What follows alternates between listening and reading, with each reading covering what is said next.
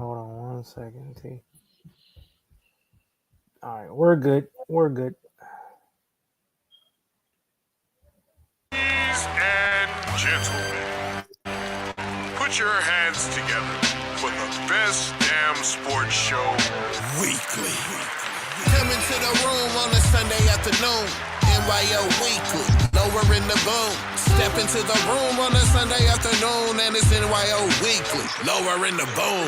Make some noise for your host, Nico. Lower in the boom. Make some noise for the OG. Lower in the boom. 950 Cav. Lower in the boom. And TJ Jones. Lower in the boom. Step into the room on a Sunday afternoon, and it's Nyo Weekly, lower in the boom. Step into the room on a Sunday afternoon, and it's Nyo Weekly, lower in the boom. What's going on, people? Welcome to Nyo Weekly. Myself, Suave, got T Jones, waiting on the other two. OG, birthday yesterday, so he may or may not. And 950 Kev.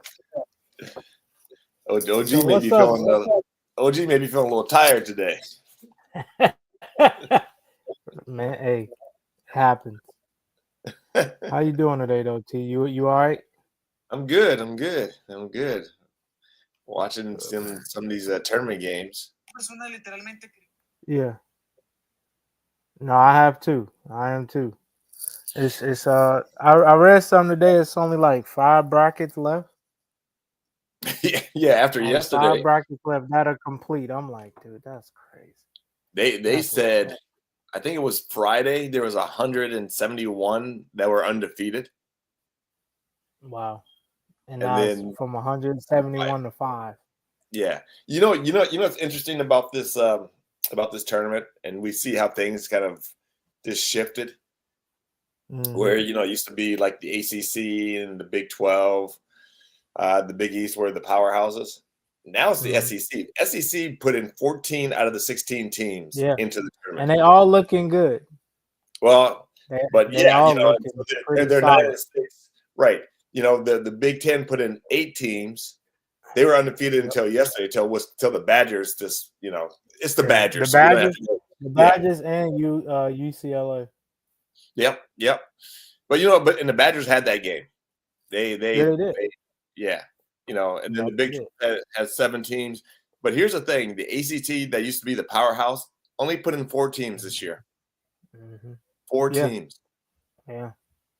And Houston is considered what, the Big 12 now? Big 12. Mm-hmm. Okay. Yep. Yeah. So that's pretty much another Southeastern Conference, Basically, or Southern Conference. So yeah. But when you have to give the SEC a lot of credit, because they noticed that there was a weakness in their basketball programs, and they put a lot of money, effort in there. They went out and got some of the best coaches available, and they've turned this around. So no, you're right, 100%. So here's a question for you. You may know the answer, but when's the last time a Big 10 team has won the tournament? And can you name the team? Has won the tournament? Mm-hmm. Damn, that's a good question.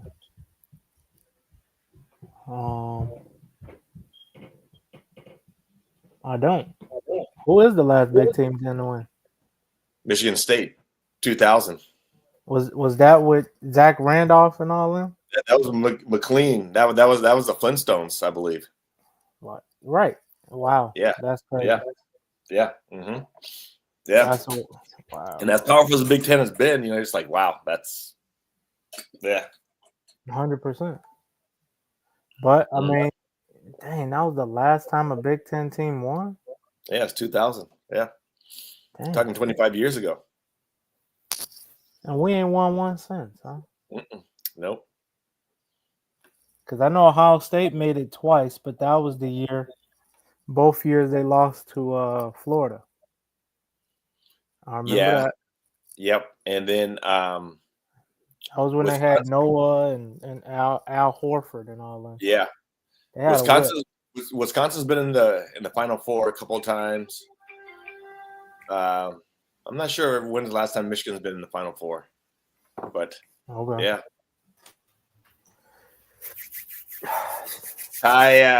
Back from writing that novel. Back briefly. What's going on? How are you, Ty? I'm good. How you doing? I'm good. You still celebrating your win? Yep. And that you should. And that you should. Until the first game of next season, sure. Or until they crown a new one, or y'all repeat. So until the season start, yeah. You know what? I was thinking about you the other day because I was watching. I think it was ESPN. I can't remember what I was watching, but they were having a debate about quarterbacks. And I can't remember who was saying this. It may have been Louis Riddick, somebody like that. And he just said, look, he goes, I'm tired of people just bashing Jalen Hurts. Like, he's done everything that they've asked him to do and more. And, and they said that a lot of people, what they do is they look at the regular season stats instead of what he's done in the playoffs. And I was like, you know what? That's a great point. That's a fantastic point. So I agree. True. I think the issue with Jalen is he's not a traditional quarterback. People want quarterbacks to throw for 300, 400, 500 yards every game, right? But as we saw this year, you don't have to do that in order to win. Right. Even in the first Super Bowl that we won against the Patriots, Tom Brady threw for 500 passing yards, still lost. So it's like, do you want to win or do you want to just have these individual accolades? You know what I mean? And he does have individual accolades as well. But I'm saying, like, do you want to have, I threw for 500 passing yards or I threw for 400? He doesn't have to. We all know that he can. We saw him throw for 300. But the way this team is structured with Saquon being there, he doesn't have to. It doesn't mean that he can't. He just doesn't have to. And as we can see, it was a recipe for winning. And that's the name of the game. I think people forget that football is a team sport. No, and I was going to say, and you're right, but if you go back to the Super Bowl that you guys lost to the Chiefs, if they would have had a better running game, you probably win that game, right? If we would have had a better defense, we would have won that game too. That defense, I kept saying it. What did I say? I said that defense from 2023 was afraid of Pat Mahomes. They wouldn't go near him. You know what I mean? Where this defense, every time he did something, boom. Yeah. Boom. No, you ain't getting that ball to nobody. No, you ain't getting down that field. Like, you know what I'm saying? Like, that to me was the key difference because in the first Super Bowl, Jalen played amazing. He outplayed everybody, right? Yep. The difference was the defense this time because they stopped Saquon at every turn. So, I mean, while his presence matters in the Super Bowl, that's all the Chiefs were focused on. He never even got a touchdown. But but I wouldn't say that was the only thing they were focused on. That was like, okay, we have to stop this, but we have to stop this as well. Right. But you look at what Kellen Moore and Jalen put together, and Sirianni, and that's and that's what make good coaches. They're like, well, if they stop this part of our offense, then we're going to open up with this, and they did. Right. It was almost like a master class on how to beat the Chiefs, right? Right. So. No, you're right. Yeah, I agree. But I foreshadowed that. I kept saying that. I was like, because people remember y'all was like, who's going to be the MVP? I said, I think it's going to be Jalen. I think they're going to be so focused on Saquon that Jalen is going to be the one that has to beat everyone. And I think the Chiefs got caught up in, he can't really throw the ball, or you know what I mean, like all that kind of stuff. It's like we're gonna make him beat us, and we think he can't beat us, but he did. So I mean. But I will push back on that because teams like that, like the Chiefs and the Eagles, they always go in there thinking, look, we have to stop every phase. You know, and Spagnuolo is probably, if not the best defense coordinator in the league right now, he's one of the best. Right. And you know that he had his guys prepared. Again, your offenses beat a good defense. That's what they did. And then your defense beat a pretty shaky offensive line. Yeah. So you have to give the Eagles, you know, a lot of credit, because they're like, you know, they're the reigning champs. So let's go in there and let's go punch them in the mouth. Let's see what happens. So yeah. Let's stop their history. You know what I mean? They ain't not three. Because think about it, right? I'm sorry. If the Chiefs would have three-peated, right? Two of their three-peats would have been us. There's no way we could live with that. Y'all, we're a part of your history twice? Nah. So you know, so real quick, and this is one thing that I miss about being in the NFL. When you're about to play an important game, or certain people, you know, are doing this, you know, I'm not saying the Chiefs are talking. We used to take the articles and put them up on the bulletin board, like right when you walk into the athletic training room. It's a huge bulletin board. So we would put articles, and people would walk by and look at this every day, and they're like, oh, they said that? Oh, they said that? Like, okay, here we go. You know, or if a certain player talked about another player on our team, we used to take the articles and put it in their locker, tape it right there. So every day they would see these comments that people made. You know, and people say, oh, that doesn't fire people. BS.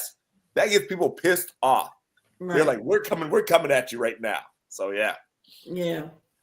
So, you know, I think a lot of people underestimated Jalen.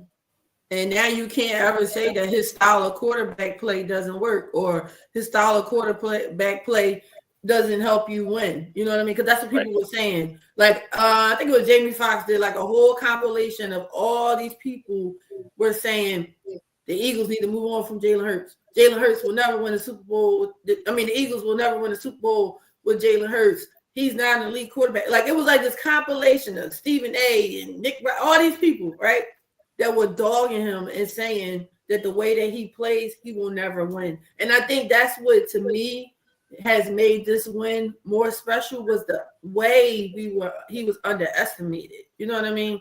Nobody underestimated Nick Foles, because it was like, if you win, you win. We don't really expect you to, because you're a backup. But with Jalen, it was like, yeah, they ain't winning nothing with him. Like, you know what I'm saying? It's just like, for him to win, it's just, it made it that much sweeter, because of when you go back and look at how many people had to eat their words. Some of them still don't want to, but like Cam Newton on an apology tour now. It's Jalen Hurts for president now with Cam Newton. Hurts was on around. You saying something about Jalen. You was one of the main people. But you know, but give him credit for going back and apologizing. Oh, no. I definitely give him credit. In Clubhouse, they were saying not to. They said you can't come back from some of the stuff he said.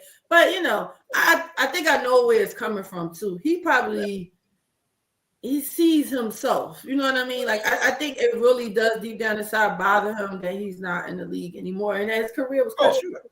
So, you know, for somebody to win, you know, that's kind of like you in a way. You know what I'm saying? When you played. Yeah. Well, you know, and I will say this, you know, a guy like Cam Newton, any player who's, you know, basically done, and a lot of these players still think they can play, or, you know, you've been so close to the Super Bowl and you've never gotten a Super Bowl, it eats at you. You know, my first year in the league, we went to the NFC Championship game and we lost to the Packers. And in my opinion, I think we got robbed. But still, there's days where I wake up and that bothers me. It bothers the hell out of me. Right. You know? So imagine the players, how they feel like we were there and we lost and they've never won one. You know, you're just like, it just kind of sits at you and just gnaws at you. So, yeah. I saw Donovan McNabb saying that the other day about the reason why he's not in the – like he would be in the Hall of Fame if he had won the Super Bowl, and how it still bothers him that he didn't win the Super Bowl. Guess what, Donovan? It still bothers us that you didn't win the Super Bowl. Because there was no excuse. None. Okay? None. I'm not going to say what I really think was going on, because I don't want Suave to get sued for defamation. But I'm just going to say, you threw up on the field. He stopped to call somebody on the phone. Like, his behavior was really weird in that Super Bowl. And I'm gonna leave it at that. Okay. I ain't gonna say why I think it was weird. I'm just gonna say it was weird. That's all. So, so let me ask you this then: how can not trying to be funny, but how can your 76ers get on the right track? What do they need to do? Well, They need to just clean house. No, I think the first thing they need to do is hire Adam Sandler and let him be the. Listen. First of all, don't call them my 76ers, okay? Come on now, you Anyway, through and through. Come on now. So oh, what the 76ers need to do is trade Paul George. Damn.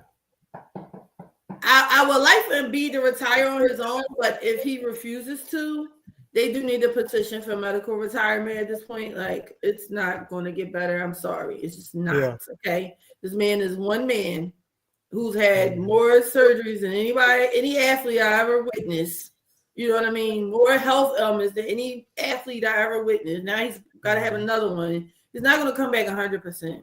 He's not going to play 82 games. It's not even worth it anymore, right? So you need a petition for medical retirement if Embiid doesn't want to, and build around Maxey. And you got Quentin Grimes there now, who's balling. You start over next year, Maxey, him. They got some draft picks this year. They got to start over. The process has to be restarted. You can no longer trust this process. You have to restart the process. And that's the only way they're going to start being on the road to winning. Because if they don't fix it, Plus Sports going to get Maxey out of there. And then what you going to have? So. That makes sense. And the thing with Paul George, I don't know if they're going to be able to trade him because he's got that big contract. Huge. And I'm not sure how many people are going to take him, especially, with the injuries that he's had. And then his age on top of that. Yeah, that's true. Well, I heard that there was some interest there. I don't know how that's going to work. But he's clearly checked out of the Sixers. I mean, Ben, he's checked out. You know what I'm saying? He's checked out. So it's really not no point. That's just my opinion. I also hold on. Oh damn, he'll be 35 in May. Ain't nobody trying to take that. I also think that Daryl Morey gotta go. That's a possibility. I've heard some other people say that too. He gotta go. What good decision has he made since he's been here? Yeah, you're right. He brought in Harden. Where's Harden?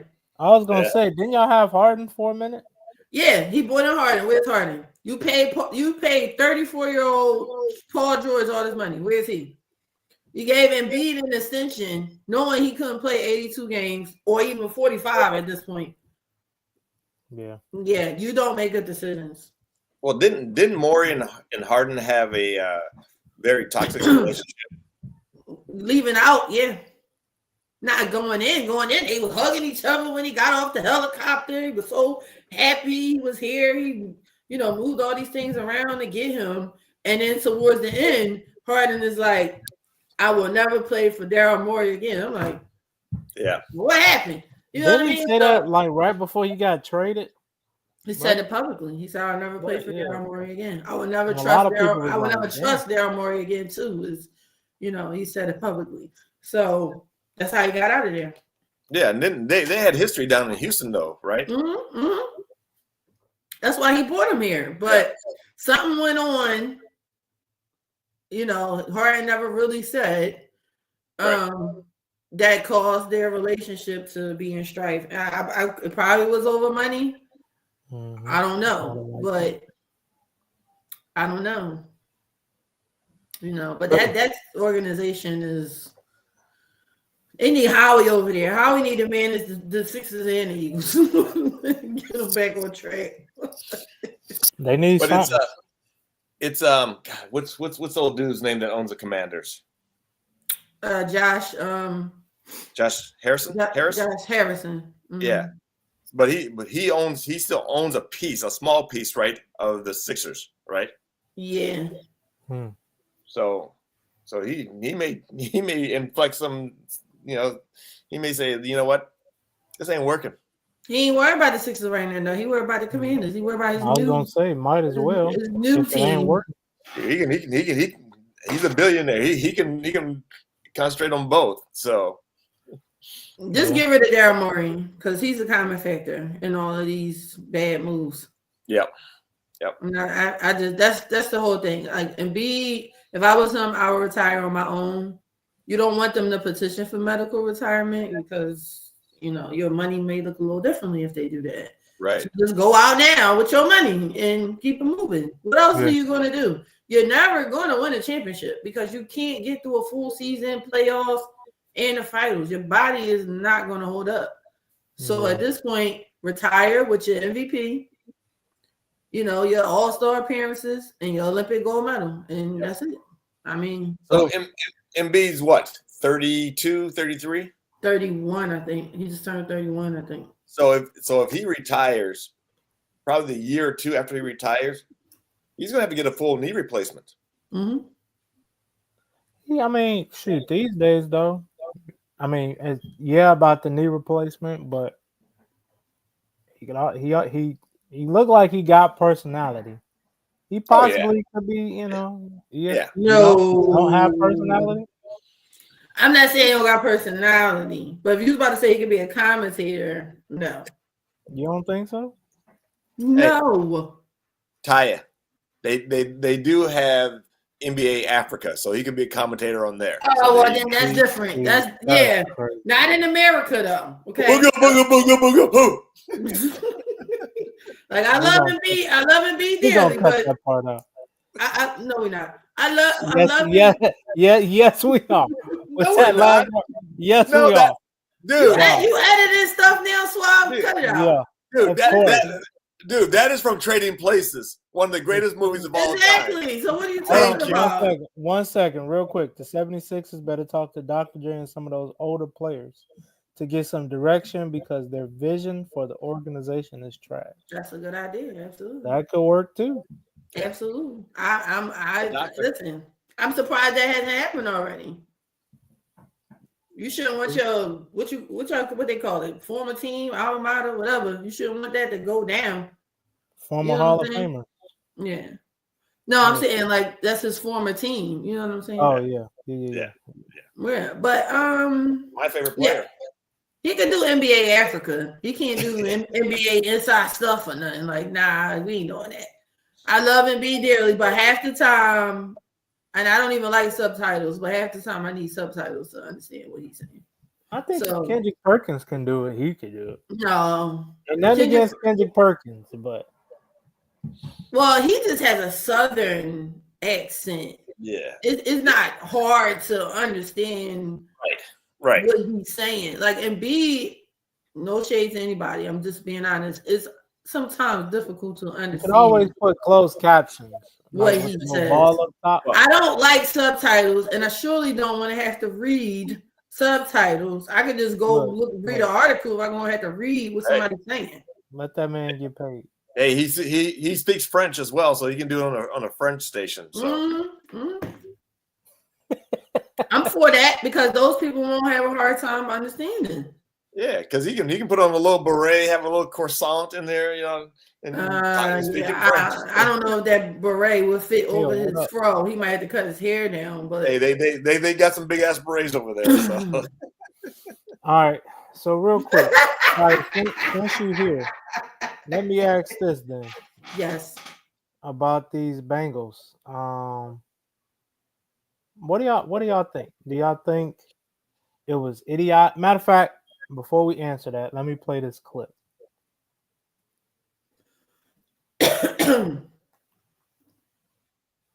Going on Cincinnati, one, do not let your quarterback negotiate on your behalf as an organization. Do what's best for your organization to win championships. Now, if you believe that that's T. Higgins and Jamar Chase, I would argue that point. But you know what? If that's what you believe, then do it. But the bottom line, the contract to me says we don't really believe that because we gave ourselves an out after 1 year. Right? And that part to me, from an organizational standpoint, is actually smart. Yes. Because I don't believe you build a team that way. But again, they decided to go down this road. They gave him the $30 million. And as a player, of course, you're going to say, I've got $30 million guaranteed. And if you guys decide to walk away from me next year, I become a free agent, I'll take that. I'm Cincinnati. So, to that point, did T. Higgins kind of get robbed in this deal? No. Okay, let me hear it. No. So think about this. Or not robbed, but finessed.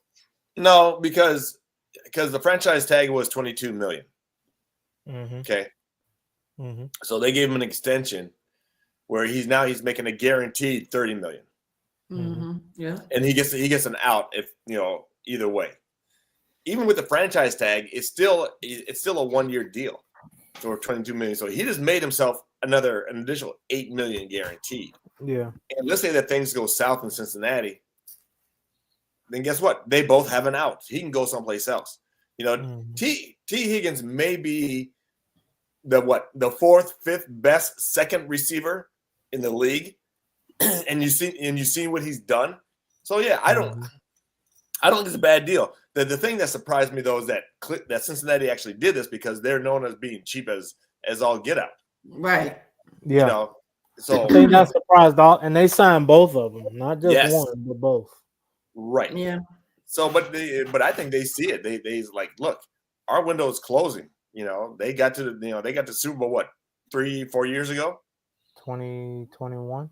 Yeah. Mm-hmm. So they see the window closing. That if they don't have the right pieces in place, then they may not have another opportunity.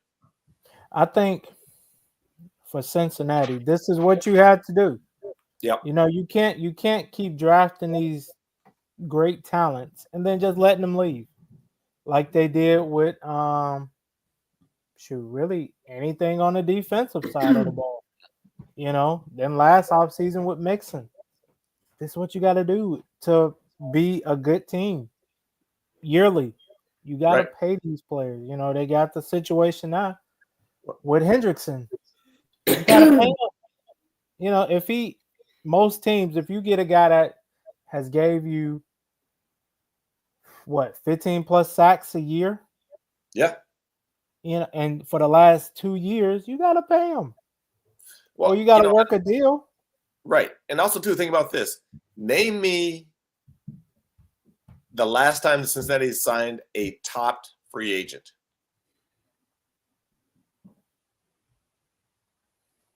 You can't. You really can't, can you? No. Because the thing about them, though, they draft really well. They just don't keep them. Well, they draft really well because they're losing. True.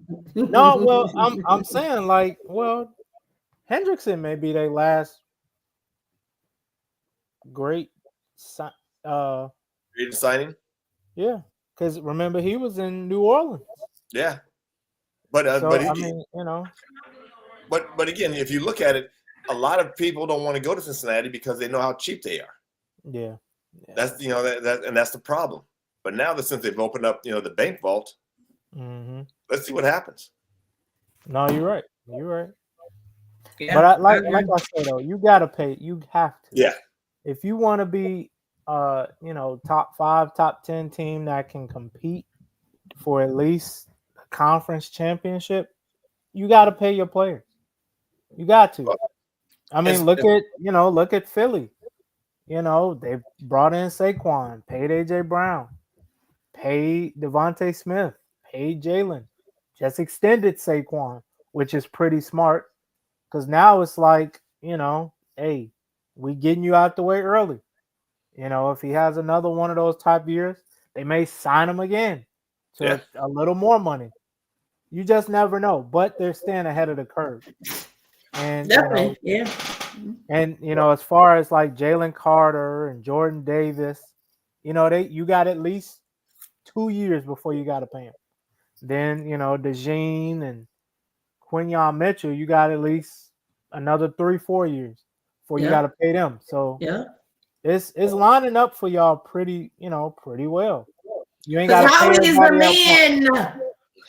Howie need to teach a master class on how to be a GM. I mean, but here's the thing about Howie Roseman, from what I hear from people that I know that have played in the organization that are part of the organization, is when Howie says he's going to do something, he does it. He's honest.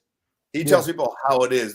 There's no jockeying around with him whatsoever. He's just straightforward. Where you got these other GMs that are going to tell you what you want to hear, but then they do something else, and then that leaves a sour taste in your mouth. So people are like, I'm not staying here. And that's the way that it should be done. I think the Saquon thing, a lot of people didn't like that he got the extension. I don't really care. Listen, I don't really care. Get your money. You earned it. I think one thing is, we all know running backs don't play as long as everybody else. I think that was one thing. And then people were concerned of us not having enough money to pay everybody else we needed to play. But I don't have a problem with him getting an extension. I'm happy to know he's going to be here. Like, I don't think he's going to slow down. You know what I'm saying? Like, no time soon. So I think it was reassuring to me as a fan that he's going to be here. But I know he's going to be here. I know Jalen's going to be here. At least another 2 years or more. I'm sure. AJ's going to be here to 2027 contract wise. Devontae. So. That's promising as a fan that's going to be my core offense for at least another 2 years. But Taya, look at it this way: the people who are saying that they shouldn't have done this, they shouldn't have done that, they don't know what the heck they're talking about. That's just my opinion. Because if you think about it, so let's go back to the Bengals. Okay, if the Bengals would have signed Jamar Chase last year or the year before, and T. Higgins last year or the year before, they would have saved themselves millions and millions of dollars. Yes. What Howie's doing, they waited too long. Yeah, and I think Suave said it. What Howie's doing is he's ahead of the curve because he sees how the market starts to rise on these certain players. So get them now, while you still can save some money and you send other players down the road. And that's the problem with a lot of these teams. They wait till the last minute. Because even Pose did it last year. He got ahead of the curve. He signed Jalen Johnson to I think 4 years, $75 million. And then you look at Stingley, he just got 3 years, like $90 million. Yeah. So like you say, he got ahead of the curve, saved a couple of dollars, because technically, if you would have signed Jalen Johnson after Stingley, you probably would have been looking at 4 years, $100 million. Yeah. Well, and think about what the Cowboys did with CD Lamb. They waited till the last minute. Yeah. Somebody just said in the comments, that cost them millions of dollars, right? Someone just said in the comments about they could have had Derrick Henry, but they didn't want to pay him. Yeah. Exactly. Yeah, and then as a player, you watching all these other players getting paid. Why are you gonna say at that organization that don't want to pay you when you know what the market? You know what the market is. You know what I'm saying? Like what the market is. But I think the thing with Saquon was like, we already had him. He wasn't going anywhere. Why y'all felt like y'all had to pay him more money? Okay, that was the conversation. I don't really care. But Taya, wasn't his contract for it was only 3 years, right? Mm-hmm. Oh, he still had 2 years. Yeah. He still had 2 years left. Yeah. So why not extend him now? Because again, Saquon's what, 26 years old? 27. Okay, 27. So he's probably got another 3, 4, maybe possible 5 years left. Yeah. Yep. You think 5? Say again? You think 5 years left? Possibly. Barring injury. Right. But even with that, why not extend them now? Because 2 years from now, or even next year after this season, now you're on a 1 year deal. Now you have to talk about extending them, right? Right. So they did it now. Get it done now. Mm-hmm. That's true. Yeah. I agree with that. I saw him talking about it, and he just said that he felt like it was a step in the right direction for running backs across the board, and how some of them even called him and was like, this may mean in the future, we can get, this kind of deal too. Because we all know that running backs kind of on a low totem pole. People don't really be wanting to pay, running backs as much as, or think they are as important as the quarterback or, whatever the case may be. But in this era of football, the good running back is essential at this point. So you have to pay your running back. So I think we will see moving forward more teams placing more value on their running backs. Yeah. Well, but here's the sad thing about the running backs is that you have so many good running backs that come out that get drafted later in the rounds. That's what teams look at. Right. And but also too, they have to remember too that not everybody can develop players like certain teams can. So right. I think that hurts the market as well. Agree. And then if you look at it too, like these should really maybe like the last 2 years, a lot of these running backs that are in new places, all those teams went to the playoffs. Yeah. Derrick Henry in Baltimore. Joe Mixon in Houston. David Montgomery going to the Lions. Saquon Barkley. Saquon Barkley. Who else? What was the running back from the Raiders? Josh Jacobs going to Green Bay. Goes to the Packers, yeah. Even Aaron Jones going to the Vikings. You see how much,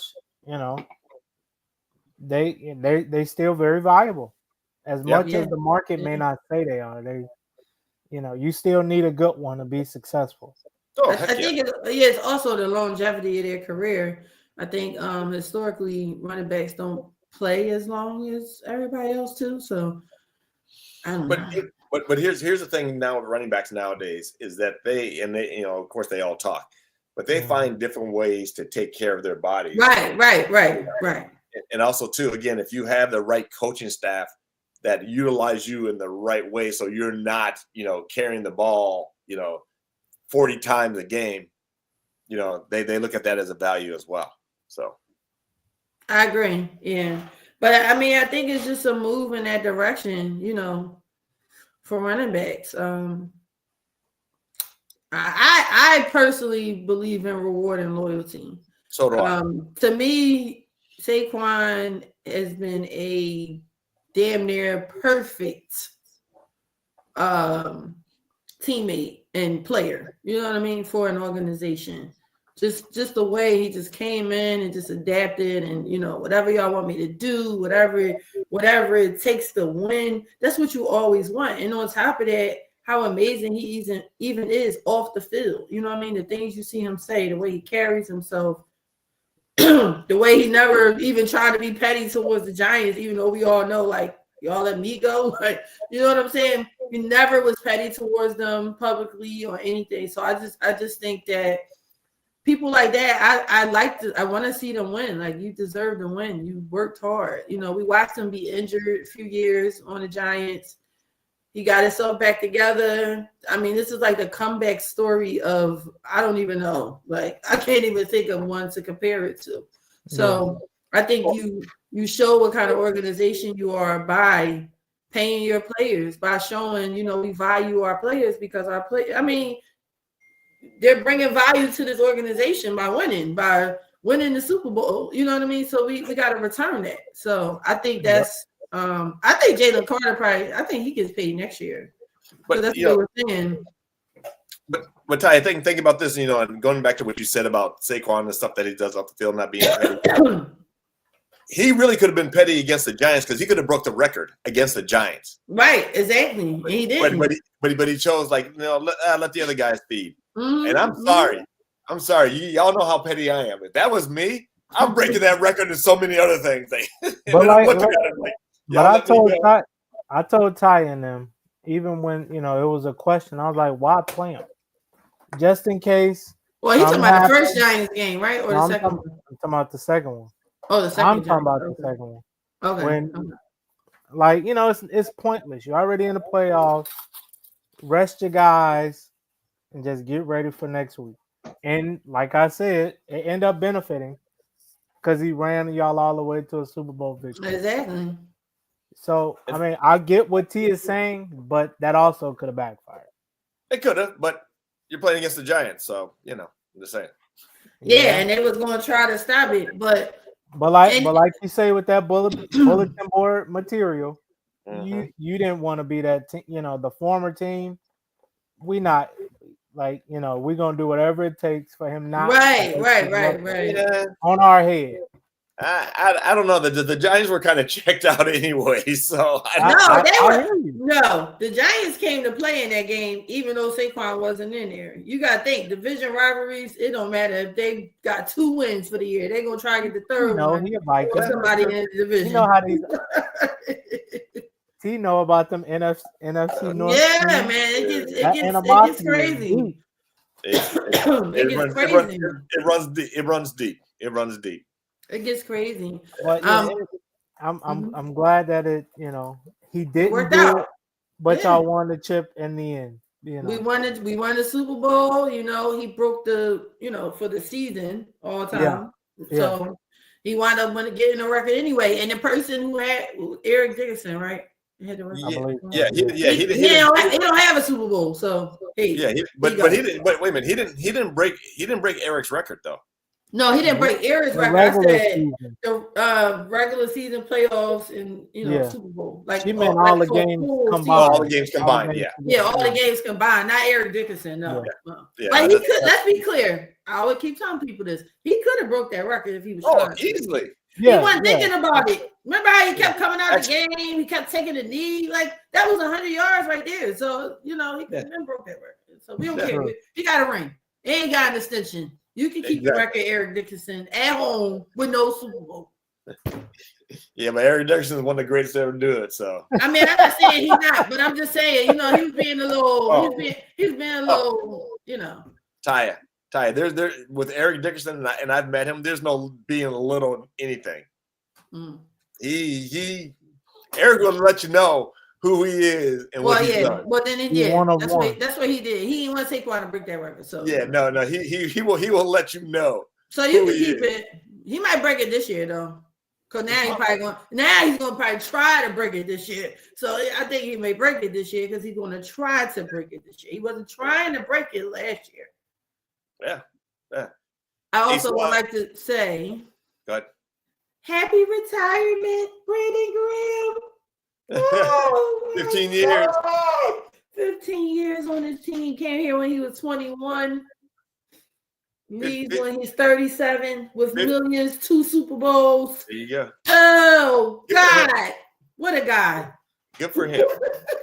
What a guy. I was so emotional watching that, their retirement speech. But the one thing I'm noticing from these players, they really love Jalen. Like, they really believe in him. Like the media can say whatever, how people will try to, the locker room, this and that. Those players believe in him. And one of them, I think it was Nolan Smith, was like, y'all don't know about him in the locker room, like, or, just his leadership on his team. You know what I mean? Like, everybody's like, stats, or they could do it without him. They're like, we couldn't do it without him. Like, you know what I'm saying? Right. That's how they feel. Like, we couldn't do it without him. His leadership is an extremely key point.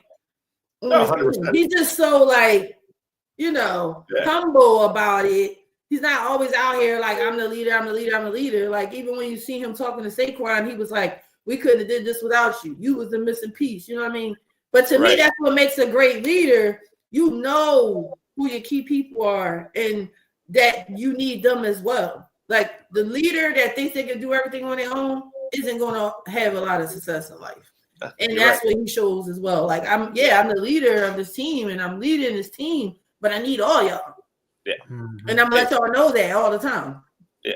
Hey, Swab, let's switch gears a little bit. So I read something and don't say that, Terrell. And I thought it was kind of funny. So ESPN and Fox came out with a poll of who the greatest female basketball players of all time have been. People got pissed off that Caitlin Clark wasn't number 1 on both polls. That she wasn't number one. She wasn't number 1 on both polls. What number was she in both? one poll, I think Fox had her at 2, and ESPN had her at 6. So and I laughed because the people that said that she shouldn't be number 1, I agree with them. Because if they look at things differently. The number 1 player on both polls is Breanna Stewart. Oh, not Maya Moore? Nope. And this is the reason why Breanna Stewart, because she's won 4 national championships, 4 MVPs in the tournament, 3-time player of the year. Okay, so she's in my book, and I agree with them. She's number 1. But and the thing is that and if you're putting the whole resume together, Caitlin Clark, yeah, she's the leading, she's the all-time leading scorer, right? 2-time player of the year, never won a championship. No. Okay, but you have other people like the Maya Moores, the Tarasis, the Cheryl Millers, even Brittany Griner, Candace Parker, right? But people are coming out of the woodwork saying that it's racism. It's racist because but Breanna Stewart is white. Call me crazy, but if Juju win this year, she should be ahead of Caitlin, I would think. I don't know, because if she wins one and then she's player of the year, then possibly. But you got to remember too, Caitlin Clark has the all-time scoring record. So you have to look at that. But doesn't Juju still have 1 more year? I think she has 2, right? She's a sophomore, right? Or is she a junior? Oh, you gotta do 4 years? Yeah, you have to do 4 years. Women to go to the NBA. Okay. Yeah, I didn't know you had to do all 4. Okay. Yeah. Oh, well, hypothetically, if Juju stay on this trajectory, she's gonna shatter everything. Right.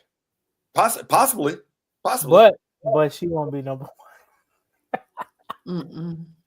There's number 2 to Caitlin. Ain't that a blunt?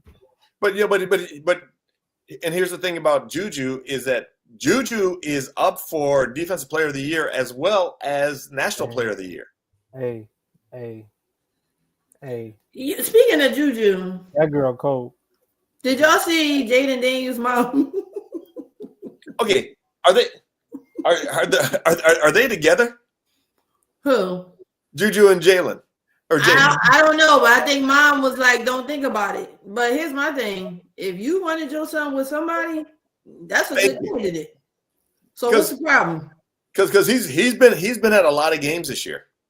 They might be dating. It looked like to be some, chemistry there. But mom sat between them and was like, "Yeah, you keep your eyes up there," or whatever I don't know what she said, but the body language was given like, no. And his mom is very vocal about, him not getting I guess people not taking advantage of her son or whatever. But if he was going to date somebody, that's a good candidate. I hear what mom is saying, but that'll be a hell of a gene pool.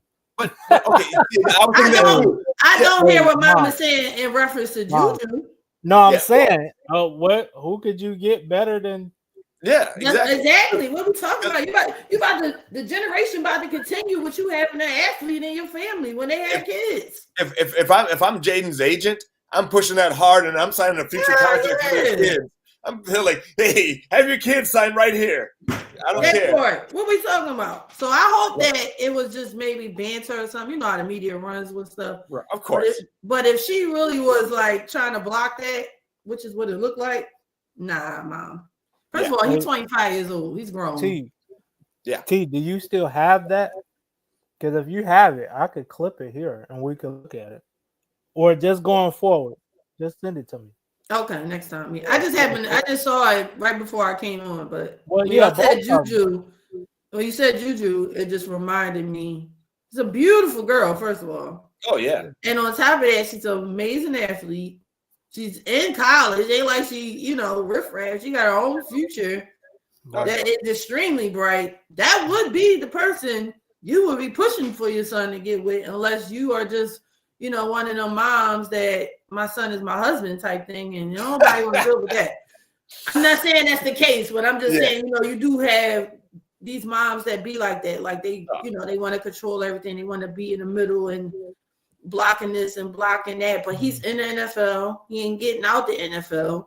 You know what I mean? If he's gonna be with somebody, that's a good candidate. There ain't no offense to IG models, but it ain't like it's some IG model that just trying to attach themselves to an athlete. She has her own future going on. Well, power couple right there. And you think about it too. She understands the life of an athlete. Right. Exactly. A lot of these people who get with athletes, they don't understand the life of an athlete. Right. And they, people don't understand what it takes to be in professional sports, period. It's not a 9-to-5 job. Not at all. True. So, yeah. Yeah, that's what I'm saying. It's like that's a power couple right there, to be honest. Yeah, she got her own money too. So yeah, she ain't gonna cheat after him because of no money. Like she got her money. She act like she gonna quit playing basketball because she meet him. Like, you know what I mean? Like, nah, she loves the game. Like, she's not one of them. Like, that's a good candidate if you wanted somebody for your son. Now, if you just want your son for yourself and never want him to get married to nobody, then that would make sense. But if you want him to have somebody, that's a good candidate for him. Ty, if that's the case, then she needs to go to therapy, like now. Mm-hmm. Just go. I'm not putting that on her. I know. I'm not saying that. I'm just saying hypothetically, if you were trying to block them too from dating, I don't understand that. I wouldn't understand that unless it's a situation of a reverse Oedipus complex. You want your son to be your husband.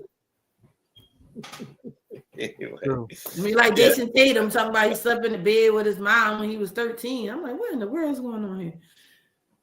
Anyway. No, I just thought it was interesting how people were just coming out saying that Caitlin Clark should have been number one all-time female women's basketball player. I'm like, yeah, okay. Apparently, y'all never saw Cheryl Miller play, so sit down and be quiet. 103 points in a game. Bless you. 103 points in a game. There's 105 points. Get 105. Right. Sorry, 105. Don't take those 2 points away from. My bad. 105.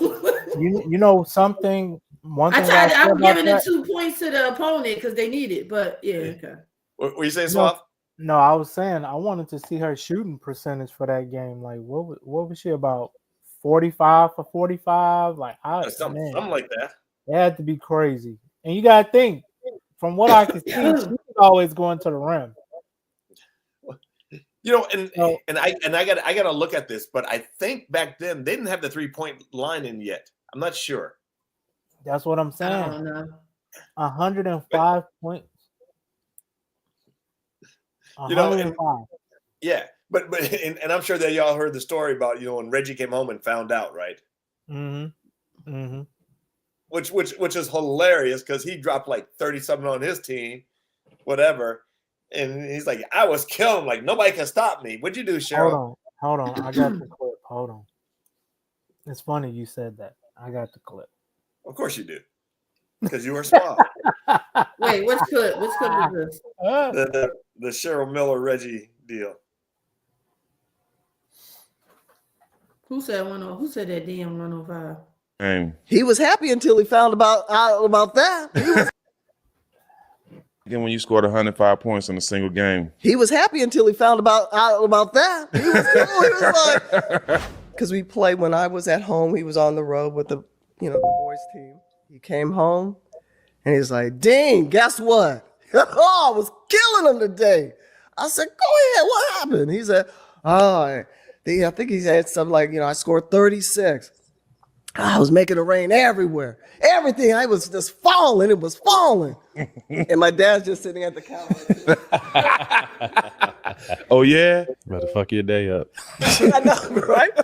And Reggie goes, he goes, how'd you go? I had a good game, Reg. He goes, oh, okay. Well, he started with the number 50. Well, I'd scored 54 before. I had scored 61 before. I had scored 77 before. He had a few numbers to play with. He had a few numbers to play with. So he says, well, so yeah, 50? I said, nah. And he looks at my dad. My dad's like, and he goes, okay, 60? I said, no.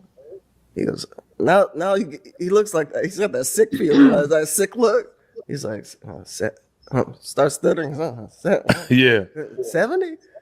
And he goes, no. He's like, Dean, how many points did you have? I said,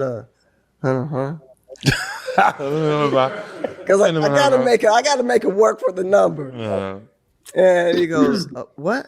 I said, He goes, he said, did you say? I said 105. And he just lets out this scream. He's like, Mom, I can't win. It's not fair. That is a great clip right there. So the 3-point line where it was introduced into the NCAA in 1986-87 season. Cheryl Miller only played. Cheryl Miller played from 82 to 86. Wow, that's crazy. So imagine if she would have had that 3-point line there too. She might have had 150. But I think, if I'm not mistaken, I think her 105 game was in high school. I don't think it was in college. It was. Yeah. Oh, it was in high school. Okay. Yeah. All right.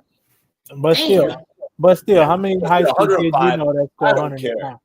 I don't care if it was on the playground. 105 is 105. You don't care who it was. Exactly. I mean, what I wanted to see would have been nice is like when she hit that 50 mark. She probably hit the 50 mark in the second quarter. You know, I want to see what the other team looked like. Like, damn, she probably hit it in the first quarter. But you heard her. She said, "I scored 61 before. I scored 74." So she was. Oh yeah. She was balling. It was cold. Yeah. Reggie Miller. He was born in the era of his sister, and he also played in the era of Michael Jordan. It's like, bro, you can't win. Yeah. That's why he said he can't win. You know. Yeah, exactly. And this was before he knew about Michael Jordan, I'm sure. Mm-hmm. And he never did win. Ain't that something? Well, but sorry. No, but if we put it this way, if you think about when they had the Malice in the Palace, if that doesn't happen, there's a chance they were going to win. Yeah, there's a chance that they would have won a championship because that was Reggie's last year. He can't win. Didn't he tell you all that? He manifested that. I can't win, so you didn't. Yeah, it's crazy. It's crazy. Also, you know, when the Pacers, they played. The Lakers. When they played the Lakers. So, you know, a couple people stopped them, you know, from winning. All right, so real quick, my question is, were we robbed of one of the greatest commercials ever? And when I say that, this is what I mean. On the gurney, we're going to cover you up and nobody can see you. They say it's going to be 2 doctors. One going to be Magic Johnson and the other doctor going to be Larry Bird. And at the time, if you can't remember, they both was in Converse. One Dr. Larry Bird, one Dr. Magic Johnson, and they going, scalpel, this, that. And they saying, we finished. And they say the perfect basketball player. And then one of them say, well, we got to name him. And Larry say, well, his name got to be Larry. Then Magic say, no, Johnson, Larry Johnson, Larry Johnson. And That's I raise hard. up. That shit was hard, and I right? raise up. That's a big miss. And the commercial goes off. Larry Johnson, Larry Johnson, Larry Johnson. That's and hard. I raise up, and that's the end of the commercial, right? Ooh, that would have been cold. Sign me up, goddammit. That's crazy. They gave me $1 million signing bonus. Month later, I bought my mom's house with $1 million, so the $1 million gone. So season starts. They come to me, you ready for the commercial? Yeah, I'm ready, man. The fellas ready? And another something to that story is, one of them didn't want to do it. When I got to the set to do the commercial, now they ain't telling me nothing. I got to the set to do the commercial, and I walked into my trade big time program. You know, like in the LA? movies. Everybody got a Hollywood? Yes, everybody got a trailer. Oh, this is my trailer. And I see a dress, a wig. I see all this in the corner. I said, where's my wardrobe at? Because I ain't bring nothing. They say, you ain't got to bring nothing. And that's all I see hanging up. 2 or 3 dresses, some wigs. I said, come on, man. And they came, they said, Larry, they pitched this one to me. Now I done signed $1 million and done Money gone. Money gone. I say, what happened to the commercial with me and Magic and Larry? He said one of them didn't want to do it. One of them didn't want to do it. Wrong. No. I never knew which one didn't want to do it. I never knew which one of them didn't want to do it.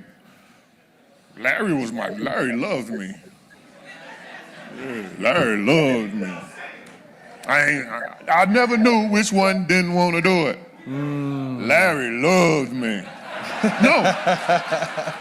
No, y'all get what I'm saying, right? Well, they said the first is we're gonna put you on.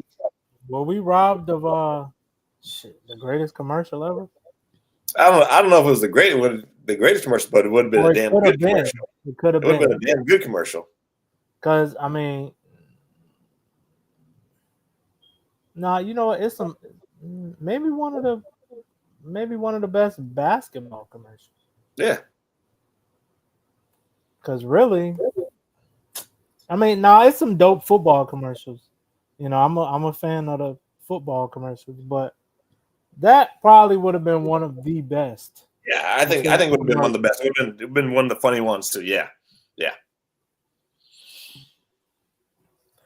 But just think how many other commercials that they had these great thoughts or great ideals, and they never got fall through. Yeah, for whatever reason. You know, it's kind of like the same thing with movies, right? You know, where you think you have this certain person to play a part and it doesn't come through. True. You know, I think one of the ones that I laugh about is, you know, that they offered Will Smith The Matrix. Yeah. And he turned it down to do Wild Wild West. And we see how that went. I mean, the thing is about both of those, they both hit big. Yeah. Wild Wild West did not hit big. You don't think so? No. It did not hit big. Nowhere near the Matrix at all. And we're talking about 3 Matrixes. And you think about, they got the video games, and now they're talking about doing a series. You know, with the Matrix. They're thinking about doing a series? Yep. Really? Yep. I mean, with Keanu Reeves and all that? Nah, it'll be some different people. Oh, really? I mean, but we'll still, you know. CP time. What's up, man? That's my guy. Hold up. Wait. Is today your birthday? Yesterday. Happy birthday, OG. Hey, happy birthday. What time did you roll out of bed this morning? Now? Just now? Happy birthday, OG. Thank you. Dude, your eyes are looking like Juju's. Yo, what? You know what, Terrell? Don't start your No, okay. Ty. You know what? No. I think it's OG, right? Because you've been behaving for an hour and 3 minutes, with the exception of the trading places joke. Outside of that, you have been behaving. Soon as OG get on here, you start acting up. No. She didn't see the clip. Oh yeah. Oh. Yeah, you didn't see the clip, Ty. I'll post it later. Yeah, they were doing that. They were interviewing her, and she was baited. She was baked. Yeah. Maybe that's why Jada Daniels' mom saw that clip and said she didn't want them.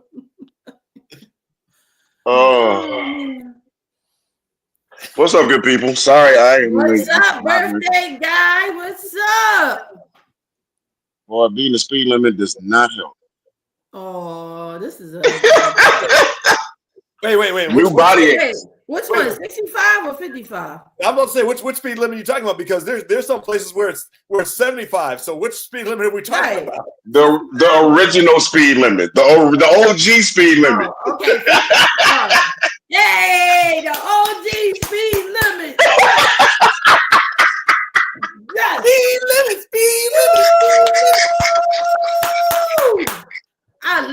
I love love it. The OG speed limit. If you was an Eagles I fan, would- if you was an Eagles fan, I would have said the BG speed limit, but you're not an Eagles fan, so it's the OG speed limit. I appreciate that. How's everybody? Everybody's good. I'm good. I'm good. No I just want to know when you're going to go for your next nap. Probably as soon as we get off this. Dude, I was laying down when Suave sent me the link. I was all right. Let me get up. Let me put my clothes on and. No, you know how you look at the time and you go, "Oh, I got an hour, no problem." Woke up again. Oh, I got about 30, 25, 30 minutes, no problem. Next thing I know, my phone go. Brrr, I look in this one. I said, "Oh my God." Hey man, I had to make sure you was all right, dog. Like, dang, dog, you good? Yeah, man. We had a good surprise. My son flew in late last night, so I had to pick him up. That's what happens when you hit that speed limit. Boy, yeah. Hey, you would take a nap anytime, anywhere, boy. Oh hell yeah! Are you kidding me? Naps are good. Naps are underrated. Shoot. Boy, now I see why kids and old folks love naps. Exactly. Jesus, let you reset.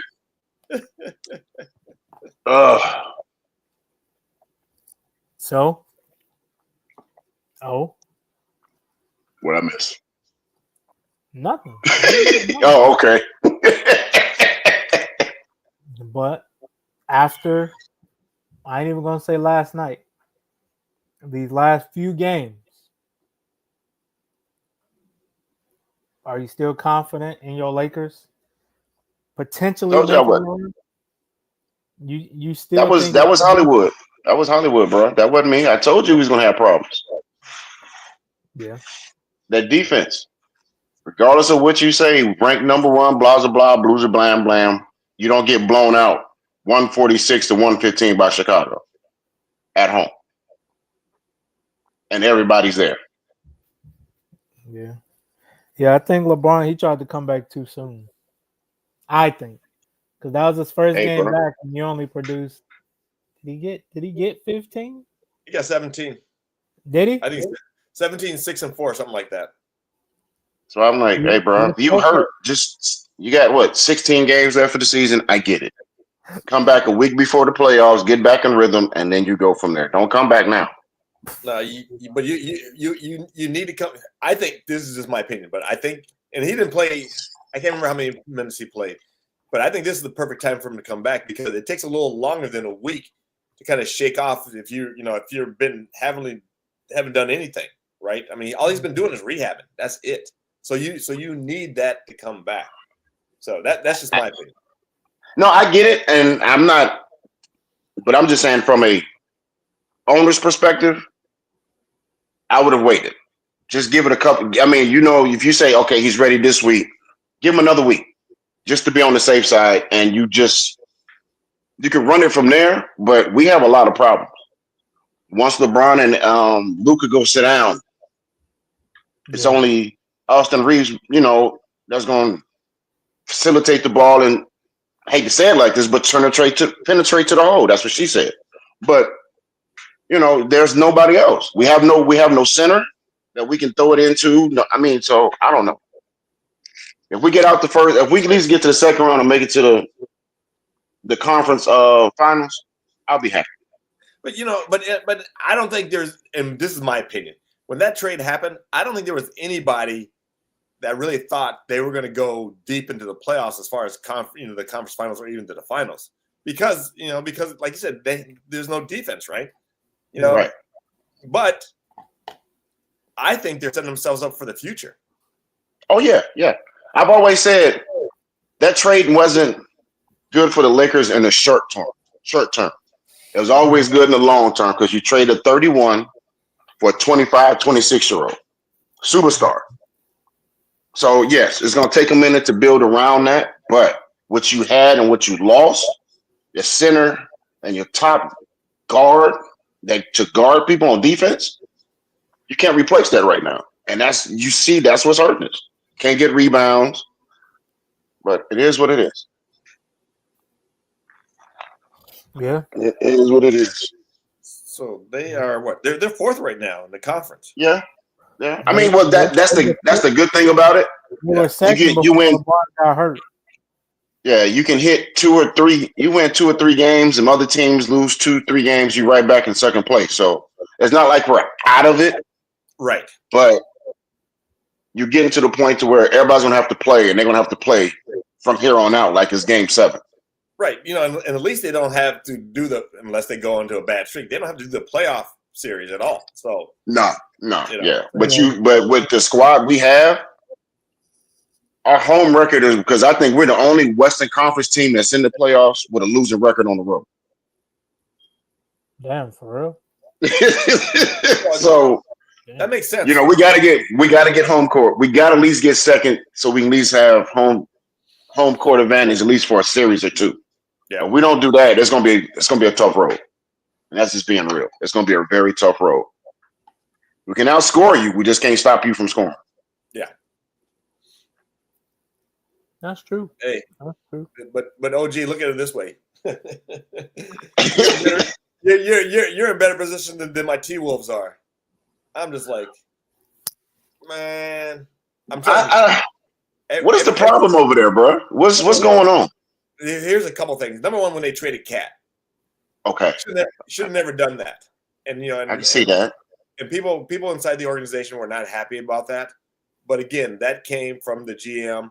From what I understood, it also came from the new ownership that's coming in with Alex Rodriguez. And one of the things that Rodriguez has put into a memo is that we have to cut salaries. We have to save money. Dude, you're a $4 billion industry. That organization is worth $4 billion. And then you throw in the links as well. So and you had the centerpieces between Cat and Anthony Edwards, and their role players that were doing well. That trade happened, man. People were not happy. They were just like, what the hell? That's not a good signal that they're sending out. No, not at all. You have to save money. Yes. So what does that mean? I mean, so logically, and I don't mean to cut you off. No, you're good. But when I hear that, that means your superstars are not going to get paid, or you're unwilling to pay them, or your superstars are going to be like, right, which is going to lead to that part. So I don't. I'm still trying to figure out Dallas. I can't figure out Minnesota right now. if you think about it. You bring in Julius Randle and you bring in DiVincenzo, and both of them were hurt. And I think Randle sat out like 20 games, DiVincenzo sat out 17 games, right? And yeah, I mean they're better with them, but again, Cat won't win it, but he's in the conversations to be MVP this year. So he's balling. He is straight balling. So you had those centerpieces right there. You think that when this memo came out that Anthony Edwards looked at this like, well, how many years I got left on my contract? They don't have a franchise tag in the NBA. Speaking of contracts, was Anthony coming up for a extension? I think before he got traded. Oh, Anthony Davis? Yeah, no, Cat. I'm sorry, Cat. Yeah, nah. He already signed his. Because I think he just signed his extension last year or 2 years ago. Okay. Well, you can't. How you say you saving money and that doesn't even count against you, dude? Ow. Okay. Well, but also okay. So here's another thing, and I'm not making this up. This was in the news when A-Rod and his business partner signed the agreement to buy the T-Wolves. Mm-hmm. The evaluation, I think, was at I can't remember what the evaluation was. It was lower. But when they signed the paperwork and the evaluations for NBA teams started to rise, or the projections came out, he tried to sell shares on the higher projections, not the actual projection, the higher projection. So he tried to sell some of his shares for that projection. Yeah. That's crazy. Wow. That's okay. wild. Yeah. Okay. Yeah, that's why I had to ask, bro, because I see Anthony Edwards every now and then, and they'll say that he's not happy, and I'm like, why? You got the team. Now, is it a fact that he does not want to be the face of the league? Is that a problem? I don't think it is, because I think for him it's like he just wants to play and he'll do commercials, stuff like that. He doesn't want the pressure of being the face of the league. Okay. Yeah. But see, y'all stuff is easy. Y'all stuff is easy to figure out. You got to sit there and just use common sense. Dallas, the Mavericks, their common sense is thrown out the window. You got to come up with cat in the hat rules for that one. That's why I said I was worried about them. I couldn't figure you guys out for a second. But thanks for clearing that up. But let me ask you this, and I'll ask both of you guys this: if you're a guy like Anthony Edwards, and you've got your sidekick Cat right there, you went to the conference finals last year. Yeah. And all of a sudden your guy gets traded. How would you feel? Slide it.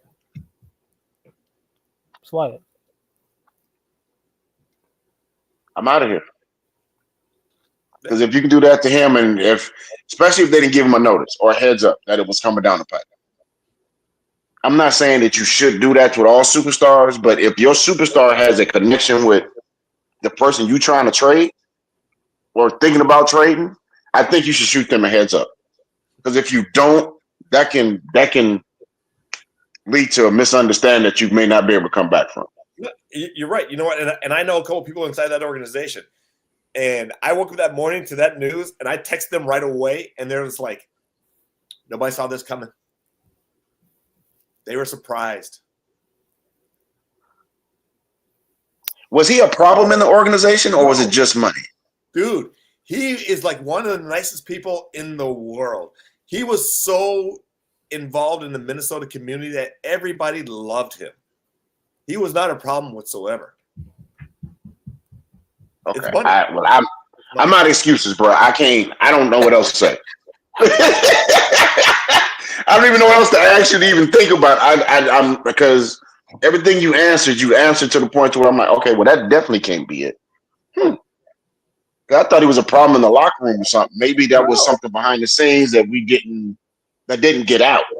Nope. Everybody loves him. You know, I mean, he's so beloved because remember, he lost his mom and I think his dad around COVID. Was it his mom, dad, and grandmother? I thought it was 3 people. Yeah, and maybe his uncle, something like that.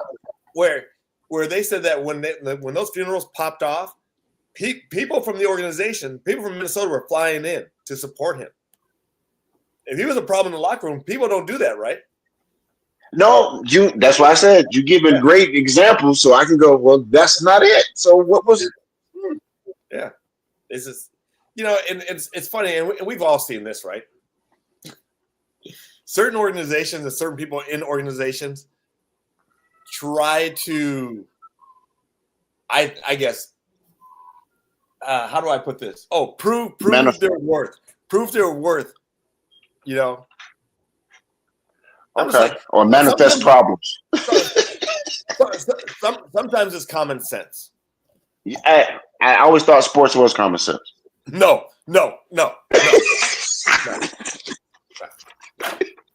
You didn't have to look like that, man. You didn't have to make that.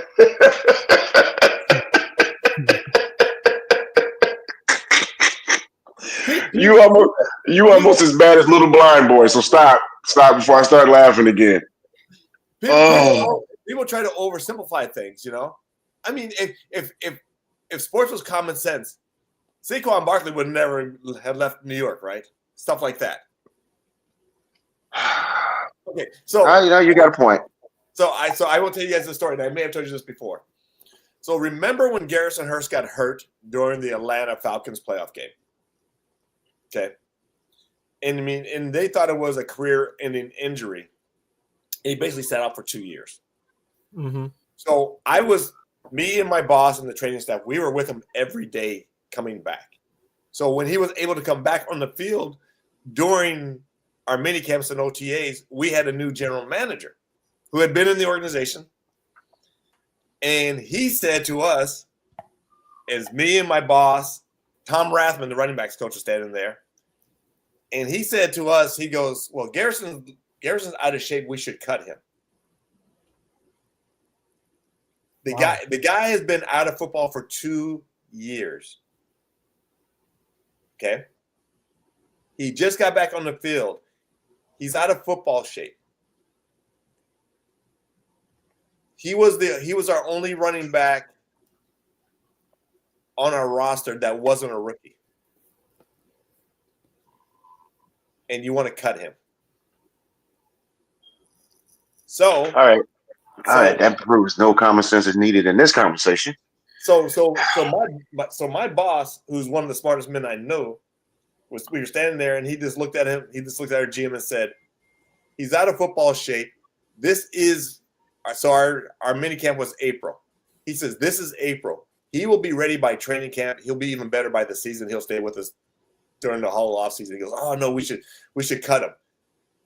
We had to talk him out of it. I'm sorry. I'm still waking up. You said this was in April?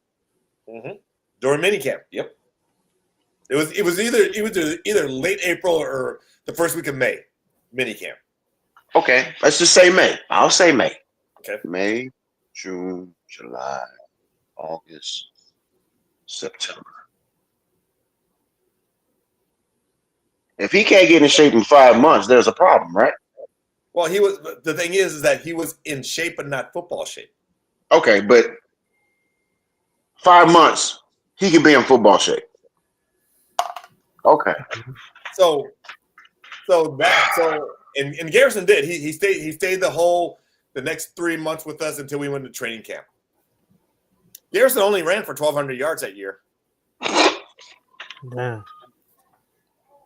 His contract was all these incentives, right? All these incentives.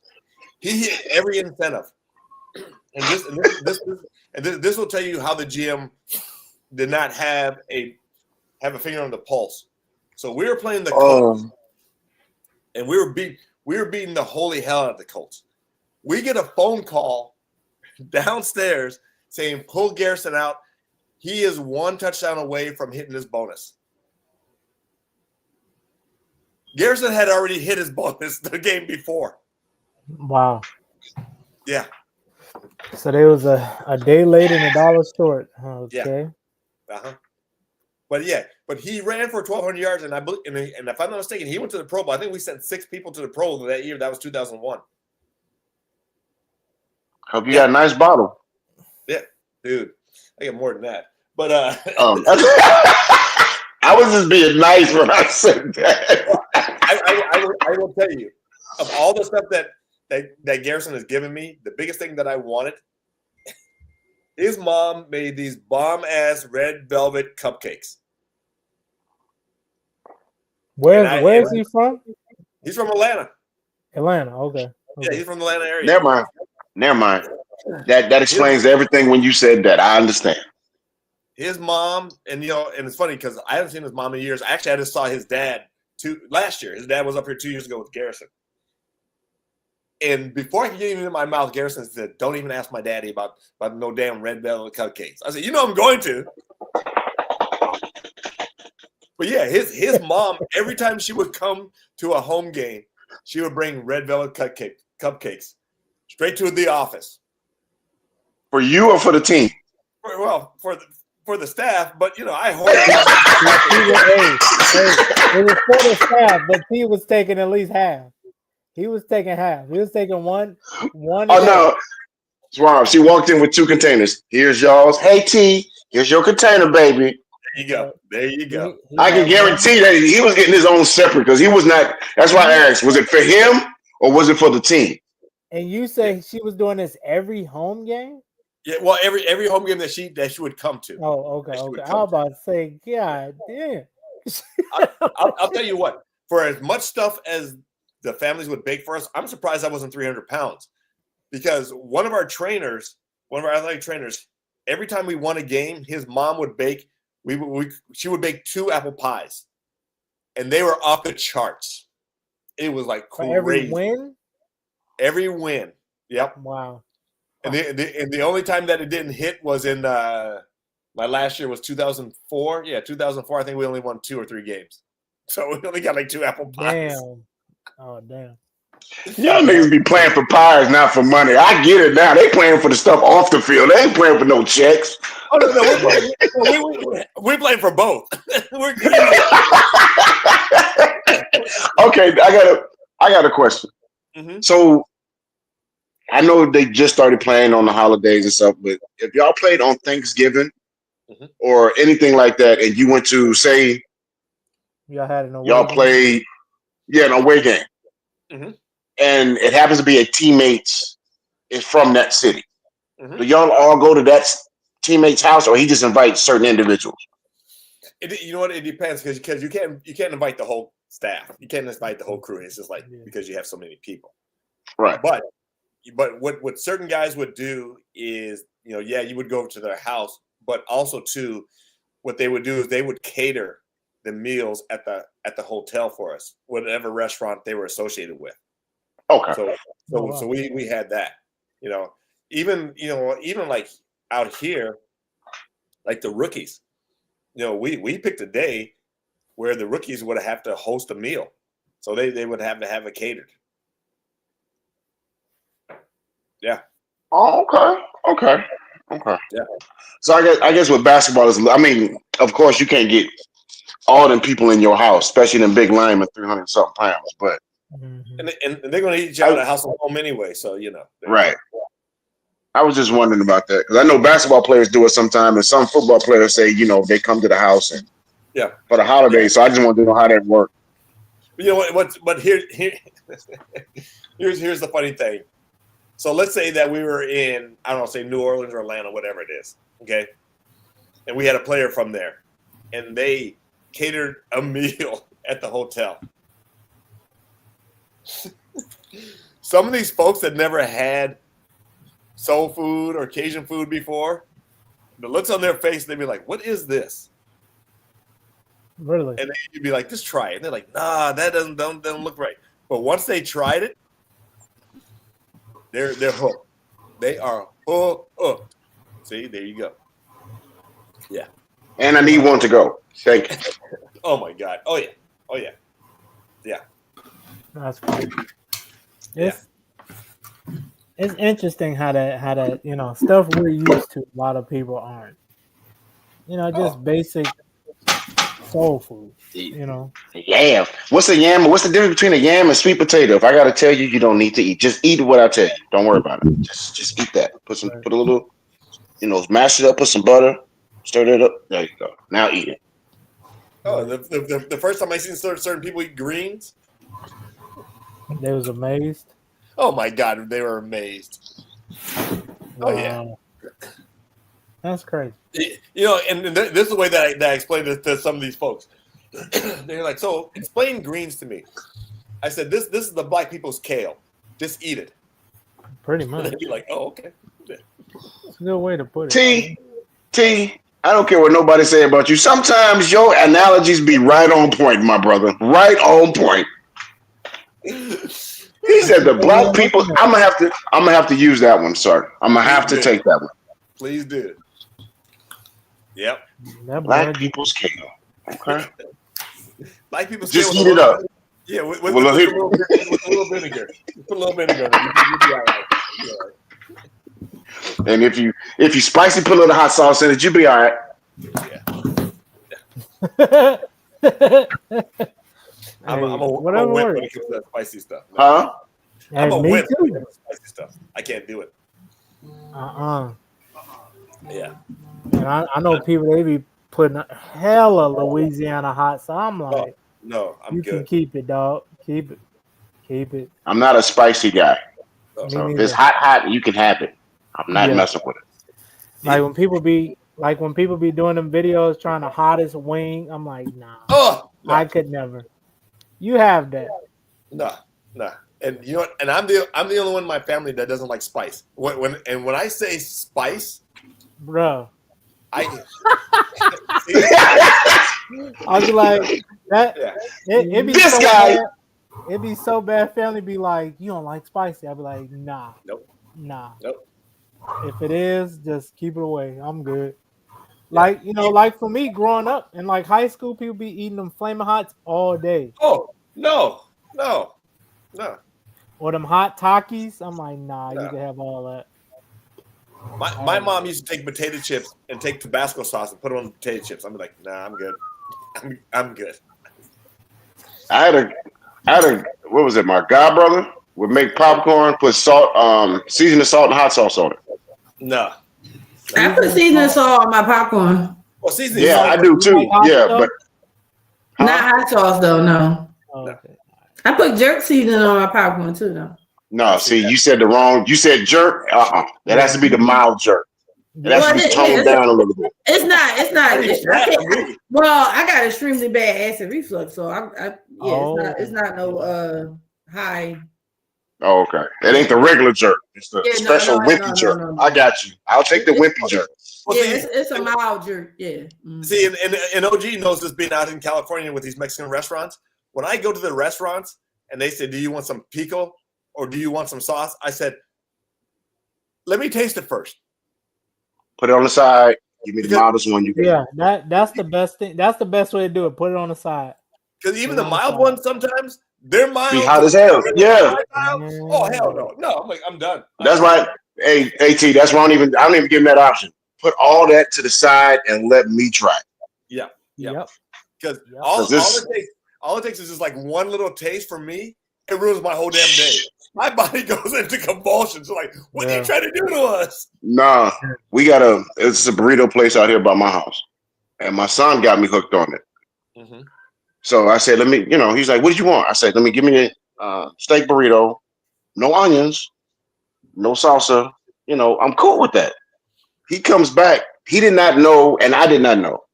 They put jalapeno peppers in the burrito. So and I guess I kept missing it. So I finally took a bite and hit that pepper. I was like going like this. It got hot in here all of a sudden. little and I'm thinking this little, I put hot sauce, I tried the sauce. So I'm like, well, maybe that's what it is. And it's not the circle parts. They were fine. They were chopped. Oh, no. Man. I said, you know what? You had it all throughout your taco. So in other words, you had to do I had to do an emergency operation, boy. Pick. I said, who puts jalapenos without telling you in a burrito?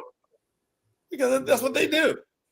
Unless you tell them, like, nope. That's why I always say no onions.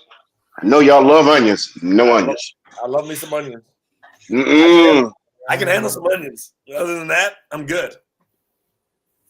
So, OG, you'll like this. So, my niece for her birthday, she lives in Minnesota. I said, honey, what are you doing for your birthday? She goes, oh, we're going to go get some Mexican food. I said, where y'all going? She goes, Chipotle. I said, that ain't Mexican food. Oh, no, she didn't. She said that. Chipotle. Yeah. Sorry, Chipotle. No offense. Just saying. What she said? She said Mexican food. They went to Chipotle. Oh, I thought you was talking about some fancy restaurant out there. You said Chipotle. Hey, OG. You never know. Chipotle could become a sponsor. Keep it cute. Because until then. Nah, somebody gonna dig this clip up. Like, yeah, don't work with them. You heard what they said about you. No, hey, good thing is. Hey, that's more reason for you to work with me to change my mind. The views of OG are not necessarily the views of NYO Weekly as the staff, as a record label, or crew. There you go.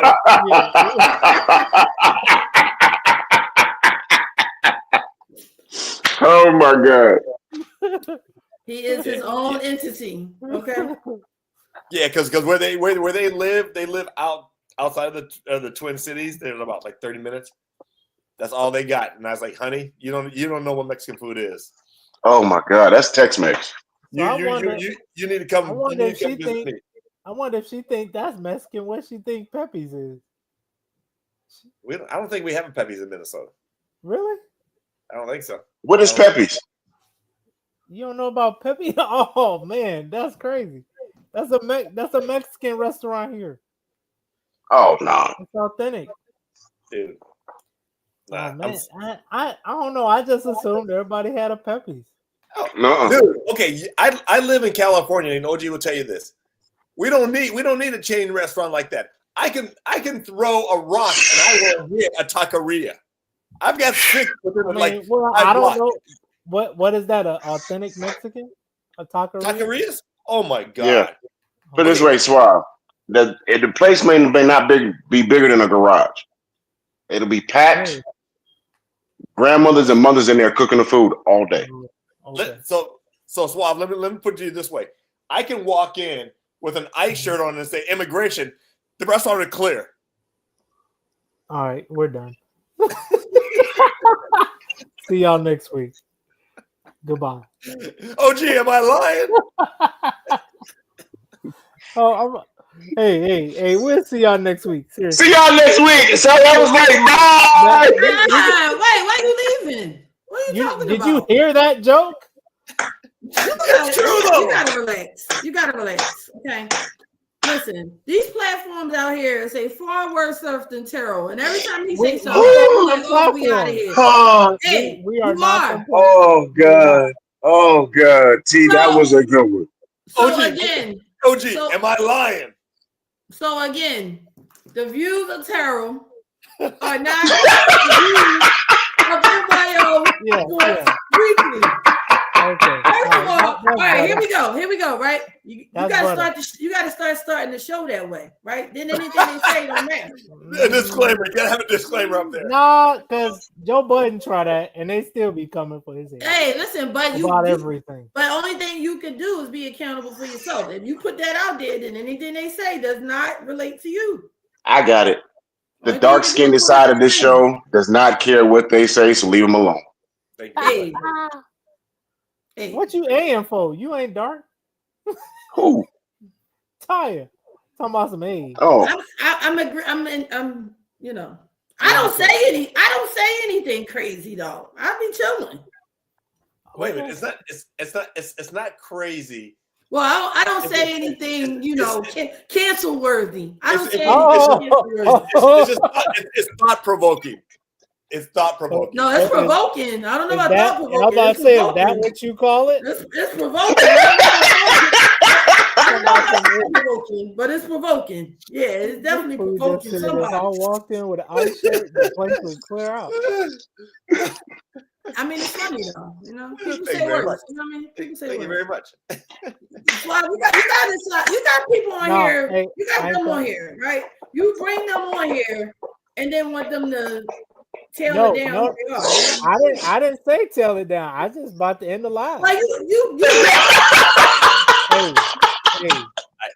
You get all right, I can't use this right now because I don't want to compare you to him. But I'm making a band, they'd be like, I'm shutting the studio down. That's you every week. I'm shutting the studio down. You can't equate. Wait, you can't equate those two. I didn't say a name. If you watch making a band, no video references will be used against us on this show. No video references. I did not. Who got a show called Making a Band? Come on, now. It's only one person. Taya, you hit it right on the head. No. Taya, you're spot on because there was one time when we were doing this, and Suave did get a package from Amazon with all kinds of baby oil and stuff in there. So there you go. Get the fuck out of here. See what I mean? Hey, I already gave out the disclaimer. Listen, this is what I'm saying. I didn't say who I was talking about. That person is not the only person with making a band show. Just to be clear. That's like making an equation with 47 and saying he ain't the only 47. No, he's the only 47. Well, he's not the only one with a Making the Band show. His show was Making the Band 2. I didn't say which Making the Band I was talking about. All I said was on the show, Making the Band. One man. It's what you know and what you can prove and what I said is not the same. But what you're saying doesn't. We know who you're talking about. Bottom line. And then he just you always shut oil. He did that. He did that. We know who you're talking about. Who else could you be talking about? But he didn't have to confirm it. See, he confirmed it with that. I never confirmed it. You just confirmed it. I didn't confirm it because he already said it. Now what you gonna do? You just confirmed it. Okay, the views of Taya Moore is not the views of NYO Sports Weekly. Now, to be clear, I am only making one very small example. Suave is in no way that person, and on any level. I was just saying, when you keep saying, oh, I'm shutting the live down, it reminds me of I'm shutting the studio down. That's all I was saying. Those are two separate situations. But he wanted them to do a certain thing. No, they wasn't doing what they were supposed to do. Doing something that he wanted them to do. They wasn't doing what you want them to stop telling them jokes, right? That's why you shutting the live down. I mean, it's very different. You're trying to equate the two, and it's not. It's a very good correlation. It's not working. I'm sorry. This says I'm what? In the show, right? You're in the show, right? Taya, if you saw Suave's Costco list, you can make that correlation. I'm just saying. Because pinpointing one thing that somebody did doesn't mean they did everything. See, that's the problem now. Like I said, if you saw his Costco list, I'm just saying. I don't want to see his Costco list. I just know that he always wants to end the live when somebody says something that he thinks is inappropriate. It's not inappropriate. And that reminded me of shutting the studio down. You want to shut it down. I never. You want to shut it down all the time, though. Why is that an issue? Why? Yeah. Why is it an issue? I joke about that. No, it's time you really went off after you said it. But did I do it today? You look like you was about to. Did I do it? About to and doing it is two totally different things. Oh, that's two totally different things, but not what I said. I got you. Let's go. Mom, Dad, can we go outside and play while y'all talk? Thank you. Can we go outside and play while y'all talk? Y'all been playing since y'all got on here. No, y'all sit here and listen to constructive conversation. Why? Sit here and listen to constructive conversation. See how you. What constructive? I have constructive conversation every day. No, I'm talking about how you're supposed to talk on the platform because that's how we got to this point. But anyway, go ahead. There's a right way and wrong way to talk on the internet. I didn't know that. You gotta ask the host. I didn't have a problem with anything y'all said. He the one that said he was shutting it down. Hold on 1 second. I say that all the time. He does. I don't shut it down.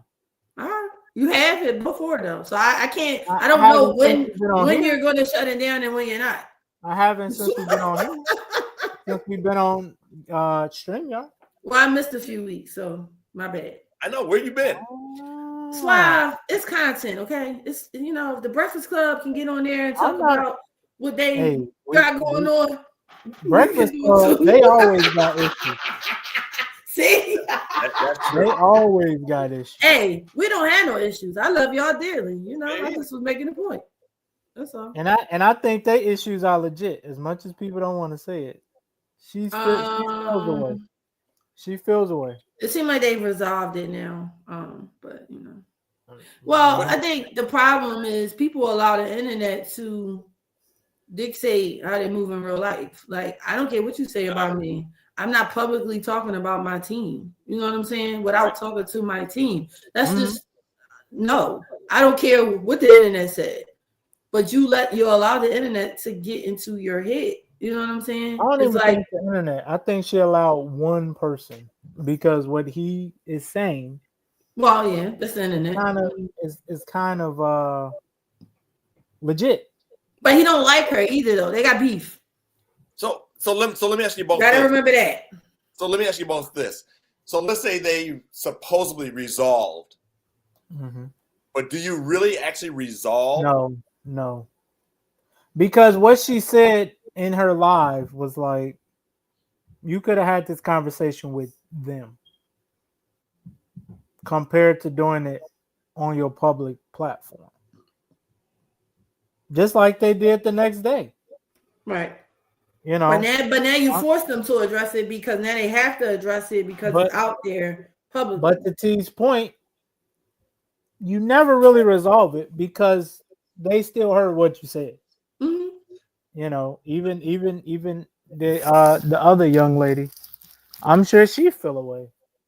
Like, but also too, don't you think that some certain platforms take it too far when it gets to like that personal level? Mm-hmm. Like when they put their business out there, I'm just like, of course, that shouldn't happen. That shouldn't happen. Right.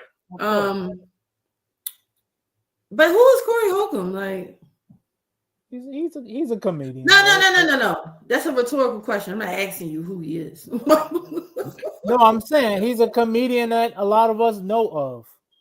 Yeah, my point is, I'm not going to allow him to, dictate how I'm going to move. Like, he basically on the same level. You're a comedian that does a radio show. I mean, what you said shouldn't hold that much weight, is what I'm saying. Like, she shouldn't allow that to hold that much weight. But like I said, though, I think a lot of things he said kind of made her feel that way, or she sees it for herself. That's why she felt the need to go to a public platform and kind of air out her grievances. They also got beef in real life, the two of them. So, like, whenever you see Corey Holcomb go that hard on somebody, you find out the backstory. It's usually because he had an issue with that person.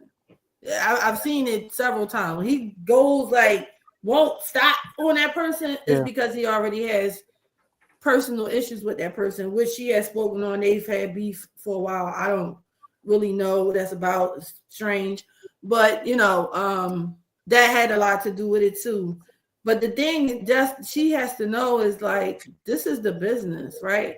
Like, if you leave your spot, you always run the risk of not getting that same exact spot back when you come back. It's like, even at a job, sometimes they have to hold a job for you. They don't always have to hold that specific job, depending on the amount of time that you was out. You might come back and your job look a little different. So you always run that risk. You know what I mean? And Laura LaRosa is one of the producers on the show. So it makes sense for her to fill in. And, she's a part of running the show and, all that kind of stuff. But I think what happened was, when Jess was born on the show with Just a Mess, you don't need to be a scholar to report gossip, because that's what her column was, Just with the Mess. She's reporting gossip. But when Laura did it, she did it a different way. She did it more journalistic style because, that's what her area is, right? And then people heard it that way and was like, we actually like this. So that's what it comes down to. Like, I'm not going to say, they shouldn't have given. No, she was qualified to get on this air and talk gossip. You don't need to speak a certain way to tell people's business. You know what I mean? Yeah. And that's what they were on there for. But Taya, let me ask you this. If you're reporting gossip, are you really a journalist though? No, that's why I said Laura did it in a more, journalism, she did it from a journalist aspect. Jess was doing it from a comedian, social media presence, because she was already doing that online, Just with the Mess, where she talked about what's going on in her own way. And they brought her on there to do that. But then when she, went on maternity leave, Laura did it her way. And the viewers start saying they liked it Laura way. You know what I'm saying? And that's just what it is. In every aspect of life, especially now, it's like, what have you done for me lately? Well, this is the latest thing that we viewed. We like this better than what you were doing. And that's just what it is. Okay, so let me ask you this. I don't want to put it in kind of a sports kind of analogy. Mm-hmm. So if you're a starting player, or if you're a player and you get hurt, you come back. Yes. Do you lose your position because you got hurt? If that other player is doing better than you were doing, yes. Okay, so that's like the Tom Brady, Drew Bledsoe analogy, right? Yes. Okay. Yeah, just as Drew Bledsoe in this case. Unfortunately. I mean, it happens in every area of life, and definitely in media, music, radio. Definitely in that game. It's whatever is popular at the moment. And Laura was more popular at the moment, but they didn't kick you off the show. You were still on the show. It's just like, now y'all got to share this segment because the viewers is liking her, and we ain't just saying she got to go now because you came back. Now y'all sharing it. So it should be, like I always say, whatever works for the show to move the show forward. When you work with a team, it ain't just about you. This was not your solo radio show, and somebody pushed you on this platform. There's already 3 people on this platform. Now you come back and it's like, yeah, we're not ready for her to go yet because people like her. Now y'all gotta share it. Now where they messed up at is nobody told her that though.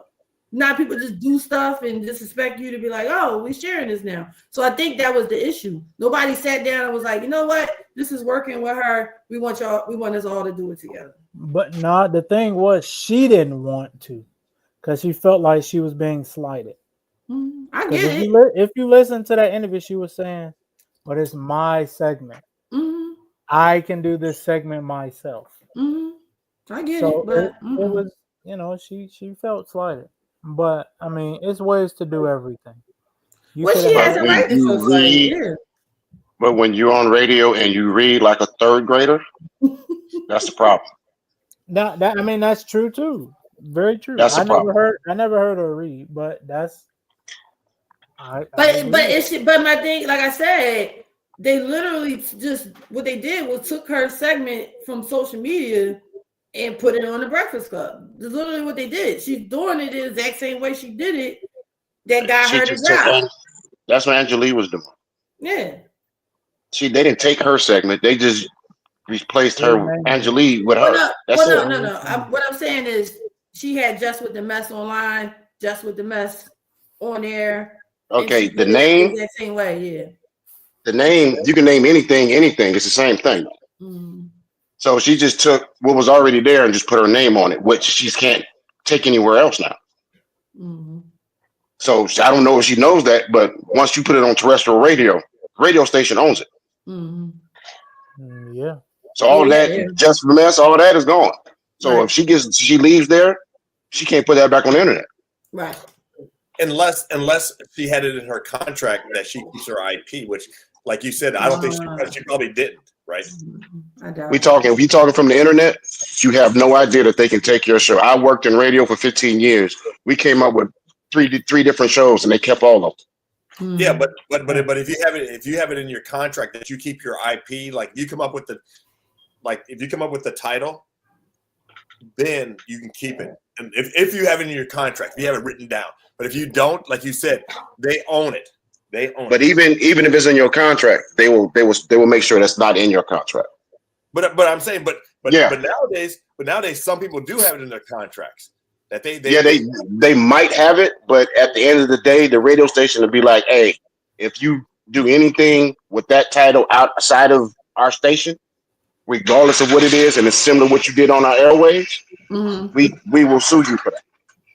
But again, if it's in their contract though, and the radio station signs it, they can take that IP with it. And I'll give you one of the examples. So, and of course I'm going back to sports. So when PJ Fleck was at Western Michigan, he came up with Row the Boat. He put that into his contract. Western Michigan tried to keep it. He goes to Minnesota. Guess what it is now? It's Row the Boat. Because he made sure he kept he created that IP. So that's why you have IP lawyers. But again, to your point, OG, if you don't have it in your contract, that's on you. And even if it's in your contract, because I've seen this happen before, they still will put it to where it was not as popular as it is now because it was on our airwaves. It's possible, yeah. They'll find it. That's what I'm saying. They'll find different ways to make sure that does not go anywhere.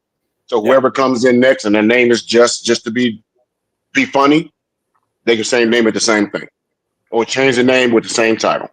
Yeah. That's all radio does. They take ideas and make sure they keep it on at their station. Right.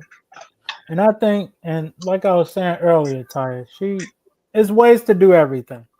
Right. You know, anytime, you know, one of us, you know, me, Kev, OG, or Terrell got something to talk about, we hit the group. Now, maybe they're not as close, or, you know, they don't really rock with each other like we might. But, I mean, it's ways they could have done it. You know, you could have had a FaceTime call, something, instead of airing it out on Instagram. But also, you gotta look at that show as well as like everybody's there to get theirs. Yeah. Because radio is not what it used to be.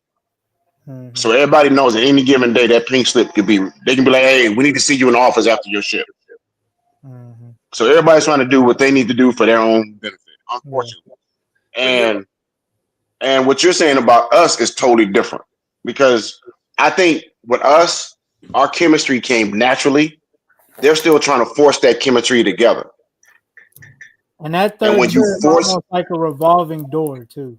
Yeah, and when you force stuff, when you force stuff, and the first little sign of friction or not getting along, it blows up bigger than if you have that. You be like, hey, you know, I know I came up kind of strong, or my bad. You know, it's not as hard. It's easier to say, hey, yo, T, I didn't mean to cut you off. My bad. You know, even after the show, even if it's not in public, we can call each other and be like, hey, yeah, that was my bad. My fault. But you know, and right, but you never tell different. nobody, you never say shut up or hush. You know, Suave would say, I'm all right, that's it. We shutting the live down, but he don't tell you all to shut it down. But you also talking New York radio. I think you also talking New York radio. And I think that's also respect for just grown men, you know. Right. Well, that's a rule in radio. You don't tell somebody to shut up. No, I'm saying, I think just between whose rule is that? What? Telling somebody to shut up or hush? Yeah, who rule is that? Who rule is that? So that's not a you supposed to you allowed to tell people to shut up. Hush. Depends on what kind of show you. If you repent, that's what I'm saying. What you're not supposed to do, and what type of show you have and you create. All right, yeah. If you create that kind of atmosphere, everything goes. But if you go back to us though, our chemistry is getting a little rocky, because you have to think about this. The three of us, we don't like spicy food. We know Kev likes spicy food. You know, so I think we have to kind of reevaluate what we have here, right? See, you know, see, so there you I'm go. just saying. There you go.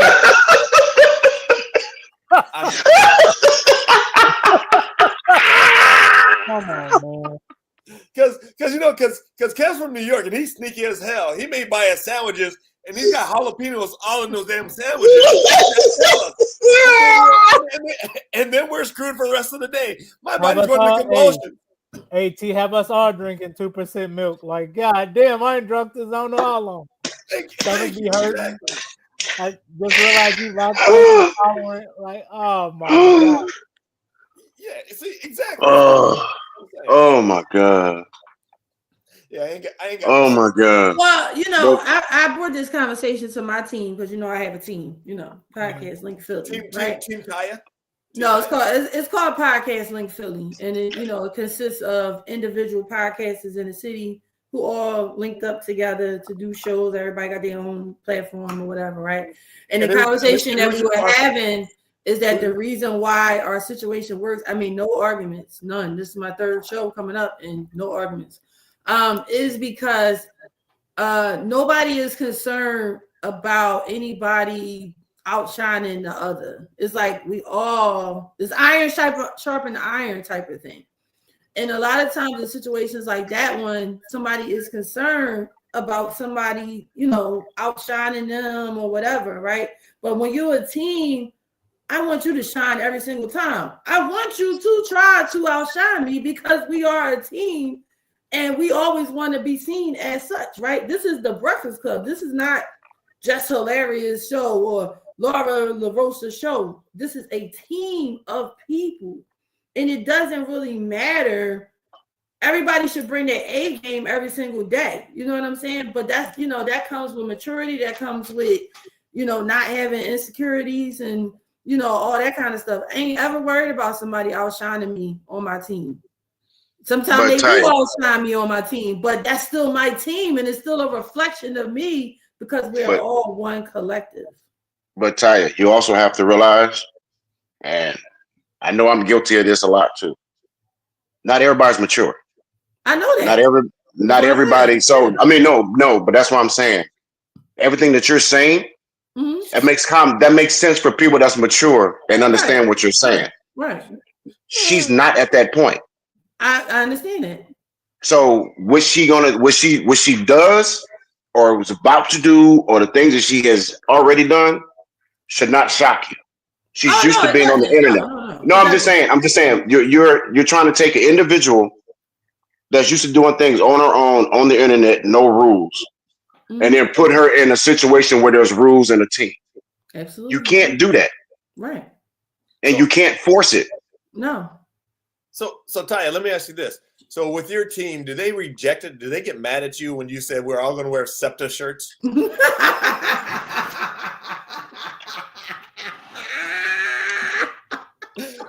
have a SEPTA bowling team shirt.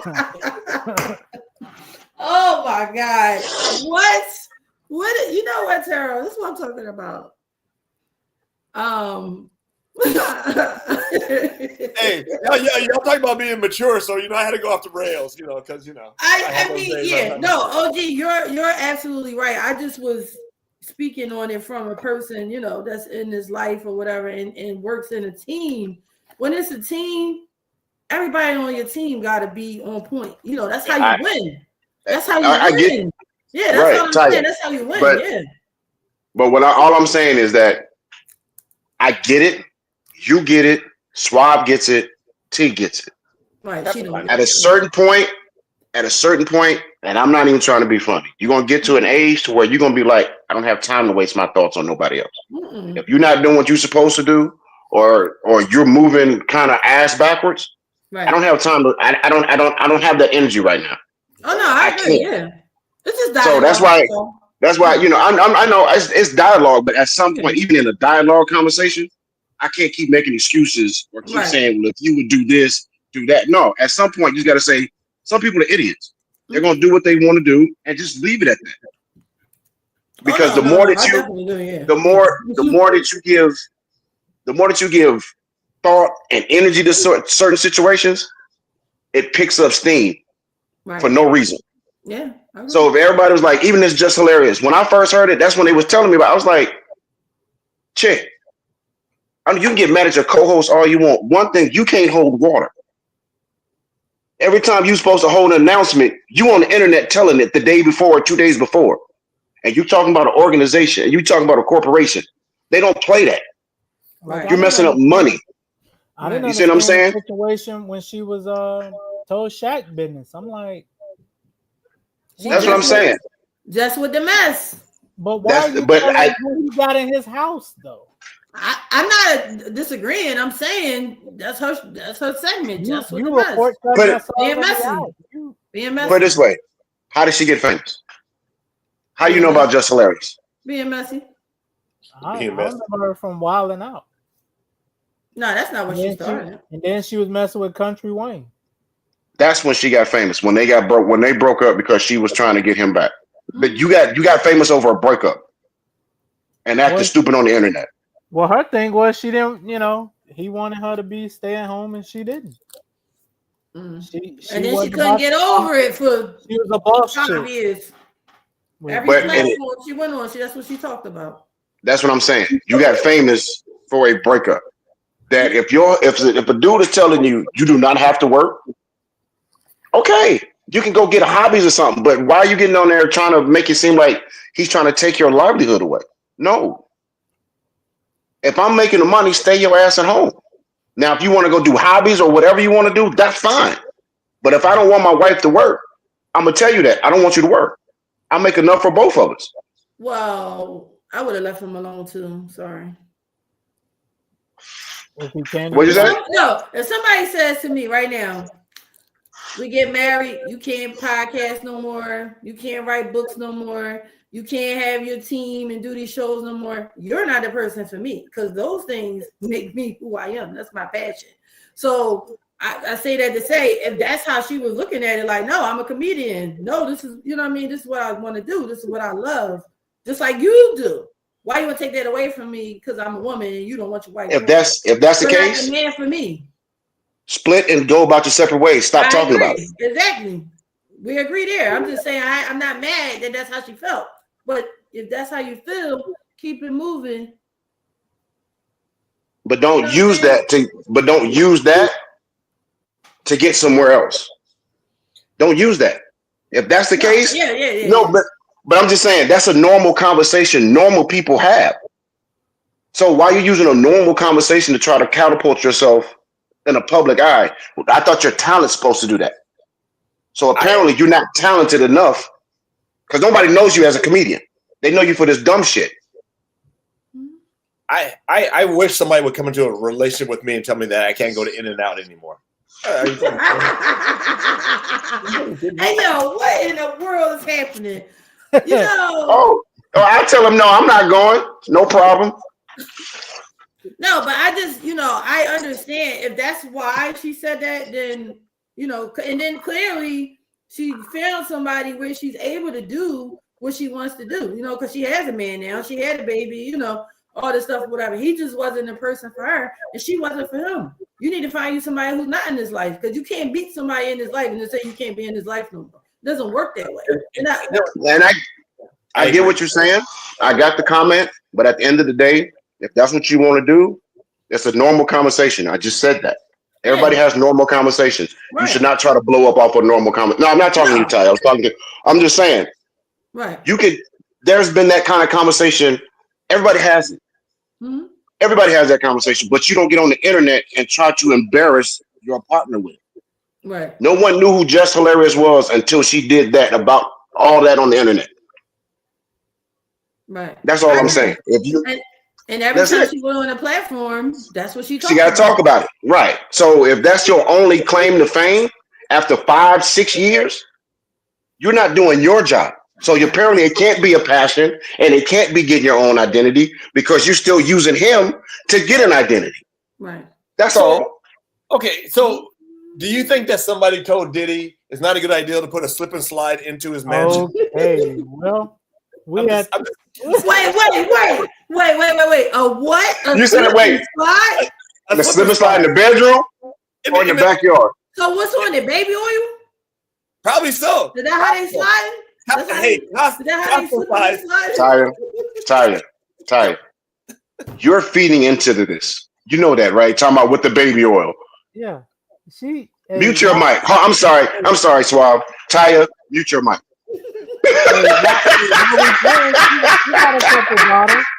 Hey, listen, man. When in Rome, do as the Romans do. I mean. Oh, okay. So if you went to Diddy's house, you're getting on the slip and slide? No, I'm talking about y'all. Not no. Hey, matter of fact, yeah. You go to his house, you getting on that slip and slide? No. You just said do what the Romans do. Tyler said do what the Romans do. Okay.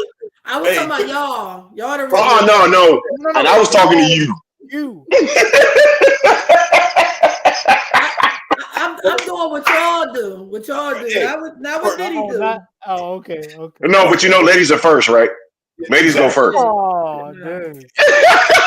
She said, no, not me. I'm too old. I'm too old to be slipping and slide. I won't be able to get up. So see. That shit hurts. Now you see how she tried to throw age in this conversation. All we talking about is baby oil, Diddy's house, and the slip and slide. We didn't bring no age into it. I'm too old. Ty said I can't get down like that. I may not be able to get up without him. I get you. I wouldn't even be able to get in. I'm too old. Real quick. We appreciate everybody. No. Wait. Before we go, what you gotta say? Let's. And I'm being serious now. Before we go, let's talk about the topic that you put into our chat yesterday about what would you pick? Oh, and also rest in peace to George Foreman. Yes. R.I.P. All right. So out of the 4 major sports, you can only keep 4 of these events. Yeah. So Suave, which ones did you put in? What was it? You, OG, that put it in there? Yeah, it was me. So go ahead and name them. And I know. With that, I would keep. Who you want to go first? Who you want to go? First of all, OG, just name the ones that you put in there.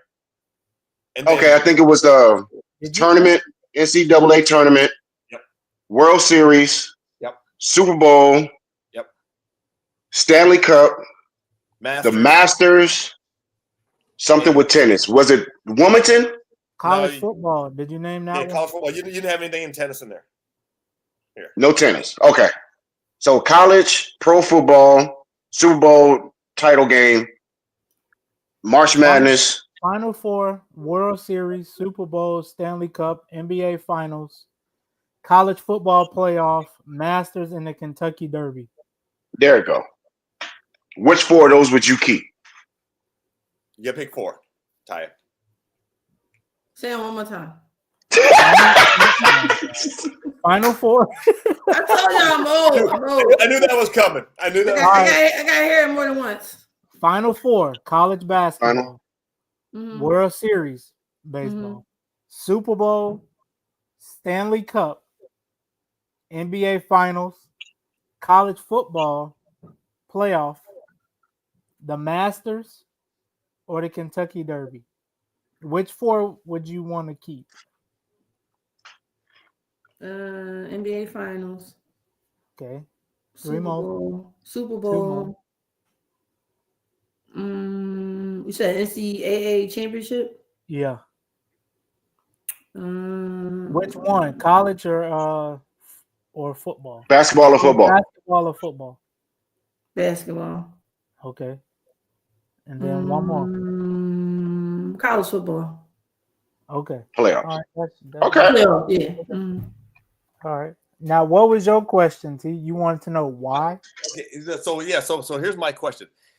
You know, when you put that in there, do you select because you like these events, or do you select them because you've never been to certain events? Either or. The reason I picked what I picked is because I like. OG, you didn't pick, did you? No, you. No, I'll pick. I'll tell you. These are sports that I would be most likely to go to. He was busy last have night. A great time. He was busy yesterday, so give him a break. He was busy. Let me see. Okay, all right. Super Bowl, NBA Finals, college playoffs, and the World Series. Okay. I'm surprised that you didn't have anything NASCAR in there. I would have put it in there, but it wasn't on there. Okay, gotcha. Okay. If Daytona 500 was on there, I definitely said that. So what about you? College football, Super Bowl, hockey, and NBA. See, I've been to pretty much. I ain't never been to a big time college football game, but I went to a U of I game before. That's not big time. Hey, don't do that. Dang. All right, T. Since you brought up the question, is this something? Are these 4 that you about to select is what you would like, or would you like to go to? So the four that I selected, I've been to all 4. Okay. So but see, I had to rethink about it this morning when I woke up. I was like, wait a minute, I've been to all 4 of those, but there's a couple that I haven't been to that I wouldn't mind going to. Okay. Well, so for you, let's do that list that you wouldn't mind going to. Okay. So let you know, I've been to NBA Finals, I've been to Super Bowl, Stanley Cup, and World Series. I've been to all of those. Okay. So we throw them out the window. I've been to all those. I wouldn't mind going to the Kentucky Derby just to see the atmosphere. Yeah. Because I see that's you got your lime green linen suit for that. Dude, I ain't going out there looking like a black leprechaun. Like, are you kidding me? No way in hell. He's from San Francisco. It's gonna be red and gold, maroon and gold, with a maroon hat and a gold trim with a gold feather. Say anything, T. OG, he's from Minnesota. It's gonna be purple. Don't play. Thank you. Purple. Thank you. With a Prince T-shirt underneath. Oh, Hell God. yeah. He's gonna have Hell a yeah. see-through shirt on. Pimpin' T, what's going on, Pimpin' T? Okay, go ahead. I'm sorry. Go ahead. You can't roll in there looking like Bishop Don Juan, Terrell. Now I have to go with the whole deal. He's gonna rough it to the fullest. Come in there looking like Bishop Don Juan. No. You go in there walking like a purple M&M, boy. You better stop. Dude, I'd walk in there and say, shirts and blouses. Okay, the Kentucky Derby. Let's keep moving. Keep moving. After T done, let me answer that too, because I got a couple that I would like to go to. So I would do Kentucky Derby. I've been to a Final Four, but I've never been to a championship. So I'd like to see that. I'd like to see a college football championship. I wouldn't do the Masters just because I've been around golf atmosphere and I'm not a big fan. I'm just not a big fan of that atmosphere. So I would probably put it in there and go to another NHL Stanley Cup. Since I've only been I would do another NHL Stanley Cup. I would do another one of those. Okay. My turn or his? Yeah, go ahead. You going or what? No, go ahead. What you would like to do? What would you like to go? Like to do? I would like to. Does it have to be on the list? I want to go to the Derby. And okay. You say it don't have to be on the list? That's what I'm asking. Does it have to be on the list? Yeah, it has to be on the list because we can go off all kinds of tangents. Yeah. Okay. Yeah. I ain't gonna lie. I wouldn't mind going to the Derby and the I hate saying his name, but the Masters. I would like to go. I ain't calling it the Masters. But ain't no other way you gonna get there unless you say how to get to the Masters. The tournament in Georgia, the golf tournament. And they'll be like, sir, this is called the Masters. No. What's your problem with saying the Masters? What you think? Georgia, Stephen. There you go. Augusta. Right, yeah, there we go. The Augusta National. At the Augusta National. The place where Tiger Woods used to be. Well, that could be a lot of places. We can't say that. Oh, Lord. Jesus. Oh, yeah, he been at the White House. My bad. Anyway, go ahead, Joe. Yeah, he. And that ain't what he talking about. He didn't need 2 phones for the White House, but go ahead, Swab. Yeah, that part. This is Tiger. Wait. Yo, Tiger wrote the book on how not to cheat. He did everything you ain't supposed to do if you cheat. We ain't even on start on that. Okay, so to that point, you see who he's dating now, right? Who? Yeah, that was my double entendre about the White House. Yes, it's Eric Trump's ex-wife. Yeah, the White House. Mm-hmm. Yeah. Wait, what? Yeah. She got jokes. Okay, all right. So you know it wasn't big time.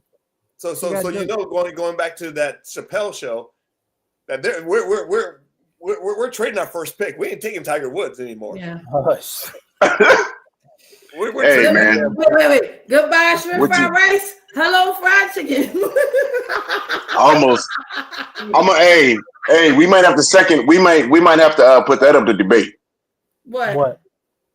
Not getting rid of Tiger. We might need to put that up to debate. Getting rid of Tiger in the racial He be looking bad. Why? Hey, you can look bad all you want, bro, but hey, he's still number 2 up there on that list in a white sport. Yeah. Top 5. I mean, top 3. Yes, but what they got to do with the racial draft? But just because you're number 2 in a white sport doesn't mean you have to adapt their ways. Hey, we over the limit. Hey, bro. And adapt their wife. And he's where? He lives where? Where does he live? Jupiter, Florida. Hey. Oh, man, does he? Look. Oh, okay. Yeah. Huh. Wait a minute, but if he's dating, is there a lot of us there? Wait. And then he graduated from Stanford. That boy is smart. That's not a nigga. If he's dating that person's ex-wife, why is that person's father or whatever he is to him all chummy with him? What is that about? Because he's Tiger Woods. Exactly. Just Because, like the 22-year-old girl Bill Belichick dating. I think her father is not. Okay. We know with that person that he has to have somebody that kind of looks like us right next to him saying, "See, I have one too." Ugh. Just saying. Just saying. And let me just put it this way: what has his father done that makes the son even better? They're both probably in the same boat. Oh yeah, 100%, 100%. So when you put it, I don't even see what, because that dude is probably just as, I'm gonna just say it, fucked up in the head as his father. You know, he might be even more because he learned He learned from him. So exactly. That's probably why they both warped in the mind. That's why he's chummy with it. That nigga's crazy. All I know is that one of my friends who used to be a Laker girl said the most boringest day she ever went on was with Tiger Woods. Oh, I believe it. Y'all ain't hear that voicemail he left? Is he cheap? Is that why? No, he's just boring. He had nothing really to talk about. Y'all ain't hear that voicemail when he's like, "This is Tiger. Please don't come to my house anymore." I never heard it. He called the girl on the phone, left her a voicemail, said, "This is Tiger. Please don't call my house. Please don't call me anymore." So, in the next 21 seconds, there will officially be a new champion.